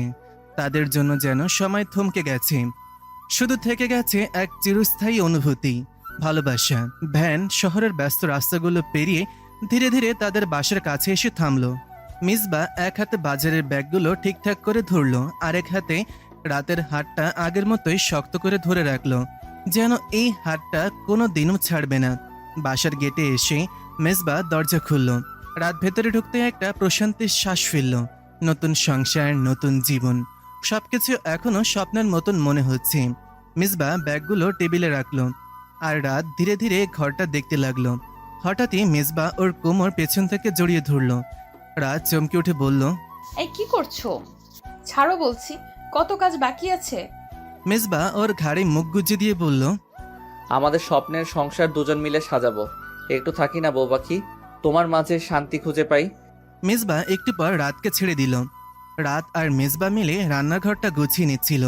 হাঁড়ি পাতিল, মশলার তাক, কিচেন র্যাক সবকিছু নিজেদের মতন করে সাজিয়ে নিচ্ছিল তারা। নতুন সংসারের প্রতিটা কোণ যেন ভালোবাসায় পূর্ণ হয়ে উঠছিল। কাজ করতে করতে হঠাৎই মিসবা একটা গান ধরল। হাসতে হাসতে রাতকেও গাইতে বলল। দুজনই একসঙ্গে গিয়ে উঠল। ছোট একটা কামরা, পা ছাড়ে গা গা, সস্তায় কিন্তু দুইজন মিলে সাজিয়ে নিব আমরা। থাকতে পারি অল্প ভাড়ায়, খুবচি মতো চলে। হ্যাঁ, মিসবা হাসতে হাসতে বলল। রোজ দুবেলা স্নান সারবো, টাইম কলের চলে। মিসবা চোখ টিপ দিয়ে বলল। একসঙ্গে কিন্তু। রাত সবজিগুলো গুছিয়ে রাখতে রাখতে জবাব দিল। হুম। দুজনই এবার গিয়ে উঠল। তখন আমরা ভোরে উঠি। ভাগ করে খাই ডিম পাউরুটি, ভাগ করে খাই ডিম পাউরুটি। গানের মাঝেই রাতের হাসির খিলখিল শব্দধ্বনি ভেসে উঠছিল, আর মেজবা চোখ ভরে দেখছিল ওর ভালোবাসার মানুষটাকে। নতুন সংসারের ছোট ছোট আনন্দ তো আসলে সত্যিকারের সুখ। মিসবা আর রাত পরিকল্পনা নিয়ে ভাবছে কিভাবে কি করবে। রাত ভাবতে ভাবতে বলল। মিসবা, তোমার অনার্স কমপ্লিট করোনি, সার্টিফিকেট ছাড়া তুমি ভালো জব পাবে না। সো এক কাজ করি, চলো আমাদের হাতে যে পুঁজি আছে তা দিয়ে আমরা একটা ব্যবসা শুরু করি। ব্যবসা? কিন্তু কি ব্যবসা? খুব সিম্পল, এখন অনলাইনে বেশিরভাগ সময় জামা কাপড়ের ব্যবসা চলছে। বাড়িওয়ালা চাচার কাছে যাও আর জিজ্ঞাসা করো ভালো পাইকারি বা খুচরা বাজার আশেপাশে আছে কিনা। যদি থাকে তাহলে আজ এখনই আমরা যাব। তুমি দেরি করো না, যাও, আমি ঝটপট সকালের নাস্তা বানিয়ে নিই। মেজবা বাড়িওয়ালা চাচার দরজার সামনে দাঁড়িয়ে কড়া নাড়ল। ভেতর থেকে এক গম্ভীর কণ্ঠ ভেসে এলো। কেডা? চাচা, আমি মিসবা, একটু কথা ছিল। দরজা খুলে গেল। চাচা বয়স্ক হলো বেশ জন্মনি। আরে মিসবা বাবা, আসো আসো, কি খবর তোমাদের? মেজবা হাসল। আলহামদুলিল্লাহ, ভালো আছি। আসলে একটা ব্যাপারে আপনার সাহায্য দরকার ছিল। চাচা কৌতূহলের দৃষ্টিতে জিজ্ঞেস করলেন। ক বাবা, কি হয়েছে? আসলে আমরা ভাবছি অনলাইনে জামা কাপড়ের ব্যবসা শুরু করব, কিন্তু পণ্য কোথা থেকে আনবো ঠিক বুঝতে পারছি না। আশেপাশে কোনো ভালো পাইকারি বা খুচরা বাজার আছে কি? চাচা ভুরুকুচকে চিন্তা করলেন, তারপর বললেন। আছে তো, রাজশাহীর সাহেব বাজার আর C&B মোড়ের দিকে পাইকারি বাজারগুলো বেশ ভালো, সেখান থেকে কম দামে মাল নিতে পারবা। মেজবা কৃতজ্ঞতার সাথে বলল। ধন্যবাদ চাচা। মেজবা চলে এলো তার রুমে, এসে হাঁক ছাড়ল। বউ পাখি, ও বউ পাখি। কি হলো মিশু, এত ডাকছো কেন? আমি রান্নাঘরে নাস্তা করছি। মেজবা রান্নাঘরে গিয়ে রাতকে জড়িয়ে ধরল, বলল। রাজশাহীর সাহেব বাজার আর C&B মোড়ের দিকে পাইকারি বাজারগুলো বেশ ভালো, কমের মধ্যে পাওয়া যাবে। রাত হেসে বলল। আলহামদুলিল্লাহ, এই তো নাস্তা হয়ে গেছে, এখনই খেয়ে আমরা রওনা দিব। মেজবা রাতের চুলে মুখ ডুবিয়ে দিয়ে বলল। এই টিনের ঘরে থাকতে সমস্যা হচ্ছে তোমার বুঝি, আমি একটু সহ্য করো, আমি ব্যবসাটা দাঁড় করাই, তখন ভালো দেখে একটা বাসা নিব। রাত মেজবার পানে ফিরে মেজবার নাকটা টেনে দিয়ে বলল। জনাব স্বামী, আমার কোনো কষ্ট হচ্ছে না। স্বামী ভালোবাসলে একবেলা কম খেয়েও খুশি থাকা যায়। আলহামদুলিল্লাহ, আমি অনেক সুখে আছি। মিসবা, এত সুখ আমার কপালে ছিল। এই ঘর, এই সংসার, এই স্বামী, সবটা তোমার বউ পাখি। ভালোবাসি। মেজবা রাতকে দুই হাতে আলিঙ্গন করে বলল। আমিও ভালোবাসি আমার বউ পাখিকে। এরপর দুজন নাস্তা করে রওনা দিল বাজারের উদ্দেশ্যে। সাহেব বাজারের ব্যস্ততা আর C&B মোড়ের কোলাহল পেরিয়ে মিসবা আর রাত ধীরে ধীরে পৌঁছালো পাইকারি মার্কেটে। তাদের চোখে নতুন স্বপ্নের দীপ্তি, কিন্তু বাজেট ছিল খুবই সীমিত, তাই প্রতিটা খরচে ভাবনা চিন্তা ছিল স্পষ্ট। প্রথমে শাড়ির দোকানে গিয়ে বেশ কিছু শাড়ি নিল। বউ পাখি, এটা দেখো, নীল রংটা একদম পারফেক্ট, আমাদের পেজের প্রথম পোস্টে এটা দারুণ মানাবে। রাত শাড়িটা হাতে নিয়ে বলল। কাপড়টাও খুব সুন্দর, দামও বেশি না, এটা নিয়ে নেই। তারপর গেল 3 পিসের দোকানে। পরের দোকানে তারা দেখলো নানা রকম 3 পিস। গরমের কথা মাথায় রেখে মেজবা বেছে নিল হালকা কটন আর লন প্রিন্টের 3 পিস। এইগুলো গরমের জন্য একদম পারফেক্ট, দামও হাতের নাগালে আছে। রাত মাথা নেড়ে বলল। ঠিক আছে, কয়েকটা এমব্রয়ডারি ডিজাইনও নিই, বিশেষ দিনগুলোতে এগুলো ভালো চলবে। পরে গেল পাঞ্জাবির দোকানে। রাত এবার নিজের জন্য পছন্দ করতে শুরু করলো। হাতে বেশ কিছু তুলে নিল হালকা নকশার এক সাদা পাঞ্জাবি। এগুলো ঈদের সময় ভালো বিক্রি হবে, এখনই কিছু কালেকশন নিয়ে রাখি। বেশ কয়েকটা কিনলো। এরপর গেল অ্যাক্সেসরিজের ছোট দোকানে। অক্সিডাইজড কানের দুল, রঙিন চুড়ি আর টিপের দিকে চোখ পড়তেই মিসবা বলল। এইগুলো আমাদের কালেকশনকে আরো আকর্ষণীয় করবে। রাত রাজিও হলো। তাদের শেষ গন্তব্য হলো প্যাকেজিং সামগ্রীর ব্যবস্থা, মানে শুধু পণ্য নয়, প্যাকেজিংও গুরুত্বপূর্ণ, তাই কিনলো। রঙিন পেপার ব্যাগ, ছোট গিফট বক্স, লোগো স্টিকার। বাজার শেষ করার পরে রিকশায় বসে মিসবা কিছুক্ষণ চুপচাপ থাকলো। তারপর রাতের দিকে তাকিয়ে বলল। শুরুটা একদম আমাদের মতো ছোট কিন্তু স্বপ্নে ভরা। রাত মৃদু হেসে বলল, আমাদের সব স্বপ্নগুলো একদিন ঠিক বাস্তব হবে ইনশাল্লাহ। বাজারের ভিড় ঠেলে মেজবা আর রাত রিকশায় চেপে ফিরে আসছে। সবার হাত ভর্তি ব্যাগ, তাতে নতুন কেনা শাড়ি, 3 পিস আর কিছু বুটিক ড্রেস। রাজশাহীর রোডটা আজ একটু নরম, কিন্তু তাদের মুখে ক্লান্তির কোনো ছাপ নেই, বরং চোখ মুখে জ্বলছে নতুন স্বপ্নের আলো। রাত মেজবার দিকে তাকিয়ে মুচকি হেসে বলল, সব ঠিকঠাক মতোই হলো, এখন আমাদের অনলাইনে পেজ খোলা লাগবে। মেজবা চোখে একরাশ আশার আলো নিয়ে জবাব দিল, হ্যাঁ, আর ছবি তোলাটাও সুন্দরভাবে করতে হবে, যেন সবাই আকৃষ্ট হয়। রিক্সা থামলো টিনের ছোট্ট বাড়িটার সামনেই। মেজবা রিক্সা থেকে নেমে ভাড়া মিটিয়ে ব্যাগগুলো নামিয়ে ভেতরে ঢুকলো তারা। মেজবা ব্যাগ থেকে শাড়িগুলো বের করে বিছানায় সাজাতে শুরু করলো। রাত বলল, এই শোনো, আমাদের একটা সুন্দর নামও দিতে হবে, পেজের নাম কোনো আইডিয়া আছে? মেজবা একটু ভেবে বলল, যেহেতু আমাদের শুরুটা খুব সাধারণ, তবু তাতে ভালোবাসার ছোঁয়া থাকবে, তাই নাম হতে পারে স্বপ্ন ছোঁয়া। কেমন হবে? রাতের মুখে হাসি ফুটে উঠল। একদম পারফেক্ট, এই নামেই শুরু করব। এখন প্রথমে একটা লোগো বানাতে হবে। মেজবা ব্যাগের ভেতর থেকে একটা লাল বুটিক শাড়ি বের করে বলল, দেখো তো, এই শাড়িটা দিয়ে প্রথম পোস্টটা করা যায়, রংটা দারুণ, ছবি তুললে ভালো আসবে। রাত মাথা নেড়ে বলল, এখনই তোলো ছবি, আমি একটু ক্যাপশন লিখে রাখি। মোবাইল হাতে মিসবা তখন ছবি তুলছে। রাত এক কোণে বসে লিখছে, আমাদের নতুন উদ্যোগে প্রথম ছোঁয়া, সবার ভালোবাসা আর দোয়া চাই, স্বপ্ন ছোঁয়া অনলাইন শপিং রাজশাহী। ছবি তোলা শেষ হতে রাত বলল, এই শুরু মিসবা, এবার থেকে আমরা এক একটা পণ্য আপলোড করব, আর যদি অর্ডার আসে তাহলে ডেলিভারির জন্য প্রস্তুত থাকতে হবে। মেজবা হাসতে হাসতে বলল, আমাদের এই ছোট্ট ঘর একদিন সফলতার গল্প বলবে। রাত মেজবার কাঁধে হাত রাখলো। তুমি আছো মানে সব সম্ভব। বাইরে রাজশাহীর আকাশে সূর্যটা ডুবছে ধীরে ধীরে, কিন্তু মেজবা আর রাতের জন্য এটা শুধু আর একটা নতুন দিনের শেষ নয়, এটা তাদের নতুন স্বপ্নের শুরু। রাত আর মেজবা হিসাব করতে বসেছে কত টাকা খরচ হয়েছে। আজ প্রথম তাদের প্রোডাক্ট বিক্রি হলো, আলহামদুলিল্লাহ। প্রথম প্রোডাক্ট ভালো বিক্রি হলো, আর কিছু প্রোডাক্ট কিনতে হবে। ঠিক সেই সময় মেজবা এসে রাতকে পেছন থেকে জড়িয়ে ধরে বলল, বউ পাখি, কি করছো? এই তো হিসাব করছি। হিসাব পরে, এখন আমার তোমাকে লাগবে। সারাদিন খাটাখাটি করেছি, এখন আমার শান্তি চাই, আমার মানসিক শান্তি তুমি। রাত একটু মুচকি হেসে বলল, একটু অপেক্ষা করো, আমার হাতের কাজটা শেষ করে তারপর না হয় তোমাকে সময় দিব। কে শোনে কার কথা? মেজবা শোনেনি, বরং রাতের চুলগুলো সরিয়ে এক পাশে নিয়ে তারপর মুখ গুজে দিল। রাত একটু কেঁপে উঠল, কাপা কাপা গলায় বলল, মিসবা প্লিজ। শুনবো না বলে রাতকে কোলে নিয়ে তারপর বিছানায় শুইয়ে দিয়ে রাতের ঠোঁটের সাথে নিজের ঠোঁট মিলিয়ে দিল। রাতের ঠোঁটটা ছেড়ে দিয়ে তাদের দুজনের উপর একটা কম্বল টেনে দিয়ে ডুব দিল ভালোবাসার সমুদ্রে। সকালে রাত ঘুম থেকে উঠে ফ্রেশ হয়ে রান্নাঘরে গেল নাস্তা বানাতে। মেজবা ঘুম থেকে উঠে পাশে রাতকে দেখতে না পেয়ে জোরে ডেকে উঠে বলল, বউ পাখি, এই বউ পাখি, কোথায় তুমি? রাত রান্নাঘর থেকে রান্না করতে করতে বলল, এই তো আমি রান্নাঘরে, যাও ফ্রেশ হয়ে নাও, খাবার দিচ্ছি। মেজবা বিছানা থেকে বসে ফোনটা হাতে নিয়ে পেজে লগ ইন করতে দেখলো আরো বেশ কয়েকটা অর্ডার এসেছে। মেজবা মনে মনে বলল, আলহামদুলিল্লাহ। সবগুলো অর্ডার কনফার্ম করে তারপর ফ্রেশ হতে চলে গেল। ফ্রেশ হয়ে গিয়ে সে রান্নাঘরের মেঝেতে একটা জট বিছিয়ে বসে পড়ল। রাত ওর পানে তাকিয়ে বলল, খুব খিদে পেয়েছে না? আসলে কি বলো তো, আমার না উঠতে একটু দেরি হয়েছে, তুমি বসো, এক্ষুনি হয়ে যাবে। মেজবা হেসে প্যাকেট থেকে একটা রুমাল বের করে তাতে কপাল থেকে কালিটা মুছে নিয়ে বলল, কোনো সমস্যা নেই বউ পাখি, আমারও তো তারা নেই, একটা খুশির খবর আছে। কি সেইটা?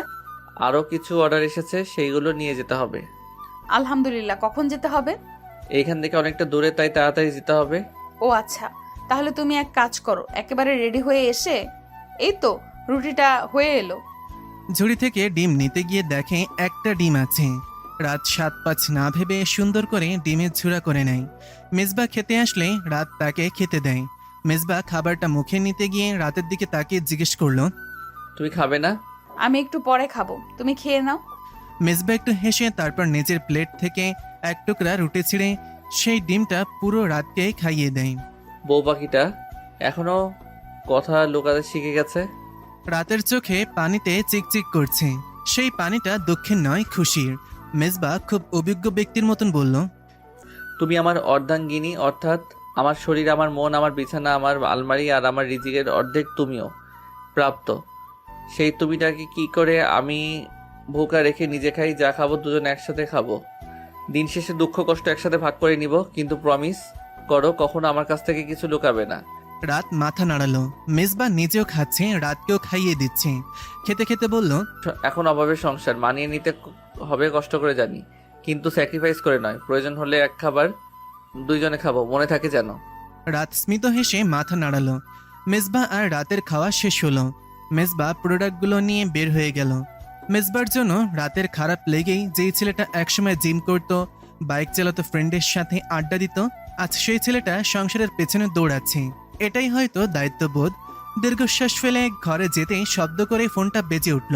রাত ফোনটা ধরতেই দেখলো প্রিয়া ফোন করেছে। রাত ফোনটা রিসিভ করে বলল, হ্যালো প্রিয়া, কেমন আছিস? আলহামদুলিল্লাহ। এই তোদের খবর কি রে? দুদিন হলো তোরা ঘর ছেড়েছিস, আর একটা কলও করলি না। একটু বিজি ছিলাম, আমরা রাজশাহীতে আছি, ওখানে একটা বাড়ি ভাড়া নিয়েছি, ঘর সাজিয়েছি, তারপর ব্যবসার জন্য কিছু টুকিটাকি কিনলাম। হ্যাঁ দেখেছে, মেজবা ফেসবুকে একটা পোস্ট দিয়েছে। দোয়া করি বোন তোর সুখী হ। তোর আর নীল ভাইয়ের কি খবর? বিয়ে শাদী করার পরিকল্পনা আছে নাকি? ওর সাথে রিলেশনটা বাসার কেউ মেনে নেয়নি, তাই ঠিক করেছি তোদের মতো করে বিয়েটা করে নিব, আর নিজের লাইফের সাথে কম্প্রোমাইজ করব না। তুই সেটাই কর যেটা তোর ভালো মনে হয়, তুই যাই কর, আমরা তোকে সাপোর্ট করব।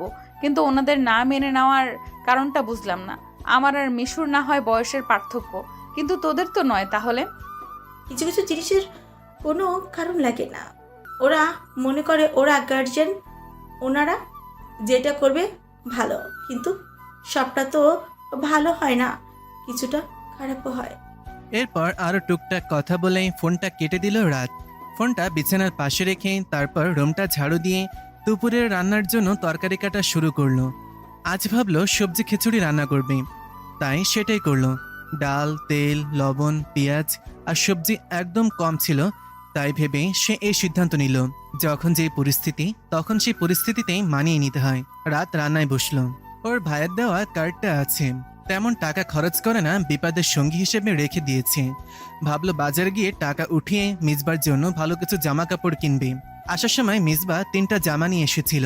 এই 3টা জামা দিয়ে তো আর হয় না, আরো কিছু করা লাগবে। রান্নার শেষে ফ্রেশ হয়ে ভাইয়ের দেওয়া এটিএম কার্ডটা নিয়ে বের হলো। টাকা তুলে মিসবার জন্য কিছু জামা কাপড় কিনবে। অভাব আসবে, কিন্তু ভালোবাসা থাকলে সব সম্ভব। আমাদের স্বপ্নগুলো ঠিক একদিন পূর্ণ হবে। রাত এটিএম থেকে টাকা তুলে বাজারের দিকে রওনা দিল। ওর মনে শুধু একটাই চিন্তা, মিসবার জন্য ভালো কিছু জামা কাপড় কিনবে। ছেলেটা দিনের পর দিন কতটা পরিশ্রম করছে, তার জন্য অন্তত ছোট্ট কিছু একটা করা উচিত। বাজারের ভিড় ঠেলে একটার পর একটা দোকান করে অবশেষে কিছু পছন্দ হলো। 1, মিসবার জন্য 2টা সুন্দর শার্ট, একটা নীল রঙের আরেকটা ধূসর। 2, সাধারণ নরম ফেব্রিকের ট্রাউজার। 3, ওর প্রিয় কালারের ব্ল্যাক টি শার্ট। 4, নিজেদের জন্য একজোড়া কাপ প্লেট, যা দিয়ে চা খাওয়ার সময় ছোটখাটো মুহূর্তগুলো আরো স্পেশাল হবে। সবকিছু গুছিয়ে নেওয়ার পর বাজার থেকে বের হলো। আশা করি মিসবা খুশি হবে। মনে মনে ভাবলো রাত। রাত বাসায় এসে দেখলো মিসবা এখনো ফেরেনি। মনে মনে কিছুটা স্বস্তি পেল। যদি দেখতো আমি বাসায় নেই বা ওকে না বলে বাইরে বের হয়েছি, তাহলে হুলস্থুল কাণ্ড ঘটিয়ে ফেলতো। মনে মনে হাসলো রাত। চুপচাপ দরজা খুলে ভেতরে ঢুকে বিছানার ওপর ব্যাগগুলো রাখলো। তারপর ক্লান্ত শরীরে বাথরুমে ঢুকে হাত মুখ ধুয়ে নিল। ফ্রেশ হয়ে বেরিয়ে আসতে আবার সেই ব্যাগগুলোর দিকে চোখ পড়ল। মিসবার জন্য আনা জিনিসগুলোর একটার পর একটা সুন্দর করে গুছিয়ে রাখলো। 1, শার্টগুলো ভাঁজ করে আলমারিতে সাজিয়ে রাখলো। নীল রঙের শার্টটা ঠিক সামনে রাখলো, কারণ জানে এটা মিসবার সবচেয়ে প্রিয় রং। 2, ধূসর শার্টটা পাশাপাশি এমনভাবে রাখলো যেন একসাথে বের করলে মিলিয়ে পড়া যায়। 3, কালো টি শার্টটা আলাদাভাবে ওর ওয়ার্ড্রবে রেখে দিল, মিসবা যখন আরাম করতে চায় তখন পরবে। 4, ট্রাউজারটা বিছানার একপাশে রেখে দিল যাতে মিসবা ফিরে এলে চোখে পড়ে। সবকিছু গুছিয়ে নিয়ে ওর প্রিয় কাপ প্লেটগুলো সুন্দর করে সাজিয়ে রাখলো, জানে সন্ধ্যায় চা খাওয়ার সময় এই ছোট্ট জিনিসগুলো তাদের জীবনের গল্পের অংশ হয়ে থাকবে। সব শেষে ব্যাগগুলো সুন্দর করে ভাঁজ করে রেখে দিল যেন বাসা থাকে গোছানো আর পরিষ্কার। মিসবা আসলে যখন এগুলো দেখবে তখন নিশ্চয়ই খুশি হবে। মনে মনে এমনটাই ভাবলো রাত। এবার একটা গভীর নিঃশ্বাস ফেলে রান্নাঘরে ঢুকলো খাবারের প্রস্তুতি নিতে। সংসারের খুঁটিনাটি কাজের মধ্যে মনে যেন হালকা হয়ে গেল। এই ছোট্ট ছোট্ট মুহূর্তগুলো লুকায়িত থাকে সত্যিকারের সুখ। ঠিক কিছুক্ষণ পর মিসবা ঘরে ঢুকলো। ক্লান্তিতে চোখ মুখ যেন মলিন হয়ে উঠছে। হাঁটুর ওপর ভার দিয়ে যেন একটু দাঁড়িয়ে থাকতে পারছে না। রাত দ্রুত এগিয়ে গিয়ে গামছাটা এগিয়ে দিয়ে বলল, ফ্রেশ হও, আমি দেখি তোমার জন্য কিছু করি। মিসবা কোনো কথা না বলে মাথা নিচু করে ফ্রেশ হতে চলে গেল। কিছুক্ষণ পর ফিরে এসে চুপচাপ বিছানায় বসে পড়ল। চোখে মুখে অবর্ণনীয় ক্লান্তির ছাপ। রাত ধীরে ধীরে ওনার আঁচল দিয়ে মিসবার ভেজা চুল মুছে দিতে দিতে বলল।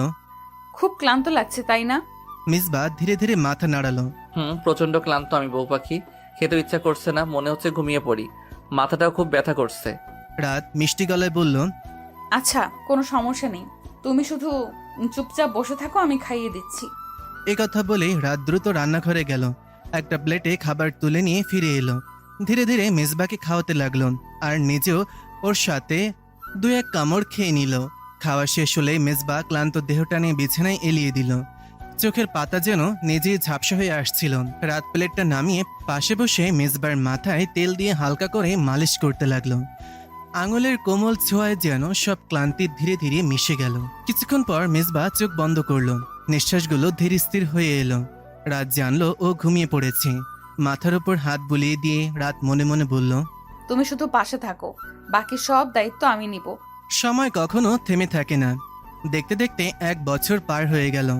1 বছর আগে মেজবা আর রাত যখন জীবনের নতুন পথে পা রেখেছিল, তখন সবকিছুই ছিল অজানা। তাদের সামনে ছিল এক অনিশ্চিত ভবিষ্যৎ, এক অচেনা গন্তব্য। কিন্তু তারা কখনো পিছিয়ে যায়নি। একে অপরের হাত ধরে সমস্ত বাধা পেরিয়ে ধাপে ধাপে এগিয়ে গেছে নিজেদের কাঙ্ক্ষিত জীবনের দিকে। তাদের প্রথম দিনগুলো সহজ ছিল না। অর্থকষ্ট, পরিশ্রম, একাকিত্ব এসব কিছু মিলিয়ে একটা কঠিন সময় পার করতে হয়েছিল। কিন্তু সেই সময়টাতেই তাদের ভালোবাসাকে আরও দৃঢ় করেছে। তারা শিখেছে সংসার মানে শুধু সুখের গল্প নয়, একসাথে কষ্ট ভাগ করে নেওয়ার নামও সংসার। আজ 1 বছর পর তাদের জীবনে এসেছে নতুন এক আলো। সেই আলো তাদের সব ক্লান্তি, সব কষ্ট ভুলিয়ে দিয়েছে। তারা এক নতুন অধ্যায়ে প্রবেশ করেছে। এই অধ্যায়ের নাম পিতৃত্ব মাতৃত্ব। তাদের ঘর আলোকিত করেছে একটা ছোট্ট নিষ্পাপ মুখ, যে তাদের জীবনের সবচেয়ে বড় উপহার। এই ছোট্ট প্রাণ তাদের পৃথিবী আরো রঙিন করে তুলেছে, তাদের হৃদয়ের বাঁধনকে আরো অটুট করেছে। রাত যে একসময় সংসারের সব দায়িত্ব একা হাতে সামলাতো, আজ সে আরো বেশি দায়িত্ববান হয়ে উঠেছে। বাচ্চার প্রতিটা হাসি, কান্না, ঘুম সব কিছুতেই তার কাছে অমূল্য। সে দিনের পর দিন ক্লান্ত থেকেও সন্তানের মুখের দিকে তাকিয়ে নতুন করে শান্তি খুঁজি নাই।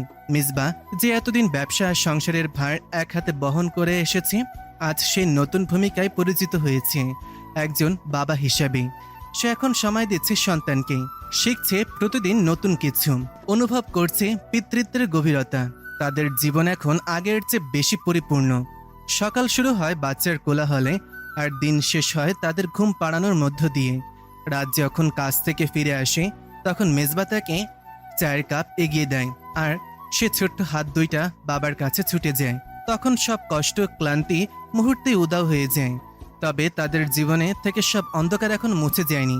কিছু পুরনো সম্পর্ক, কিছু পুরনো ক্ষত এখনো রয়ে গেছে। প্রিয়া, নীল আর রাতের ভাই মাহফুজ মাঝে মাঝে তাদের সাথে যোগাযোগ হয়, কিন্তু খুব একটা গভীর নয়। ওই বাড়ি থেকে একসময় তাড়িয়ে দেওয়া হয়েছিল, সেখানে আর ফিরে যাওয়ার মানেই হয় না। রাত বলেছিল একদিন যখন মাহফুজের বিয়েতে আমন্ত্রণ এসেছিল, তারা জানে অতীতের জটিলতা আর সম্পর্কের ভাঙন তাদের বর্তমান জীবনকে প্রভাবিত করতে পারবে না। তারা নতুনভাবে জীবন শুরু করেছে এবং সেই পথেই চলতে চায়। তবে তাদের জীবনের আরেকটা গুরুত্বপূর্ণ অংশ হলো তাদের ব্যবসা। কঠোর পরিশ্রম আর ভালোবাসার শক্তিতে তারা ধীরে ধীরে নিজেদের ব্যবসাকে বড় করে তুলেছে। ছোট ছোট সাফল্য জীবনের কঠিন মুহূর্তগুলো মিলিয়ে দেয়। তারা নিজেদের লক্ষ্য পূরণের দিকে এগিয়ে চলেছে। একটা নতুন সন্ধ্যা নেমে এসেছে। মিসবা বারান্দায় দাঁড়িয়ে আছে, শিশুকে কোলে নিয়ে। আকাশের দিকে তাকিয়ে সে ভাবছে, সময় কত দ্রুত বদলে যায়।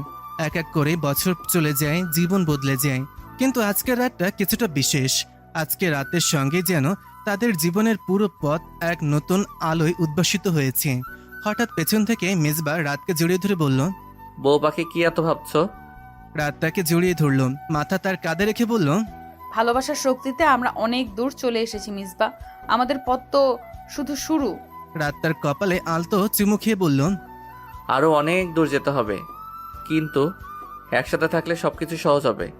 মিসবা তার কাঁধে মাথা রেখে চোখ বন্ধ করল, যেন পুরো পৃথিবী এক মুহূর্তের জন্য থেমে গেছে। তুমি পাশে আছো, এটাই আমার জীবনের সবচেয়ে বড় শান্তি। রাতের মুখে ফুটে উঠল এক তৃপ্তির হাসি, যে হাসি সবসময় তাদের দূরত্ব দূর করেছিল। আজও সেই হাসি তাদের জীবনকে সার্থক করে তুলেছে।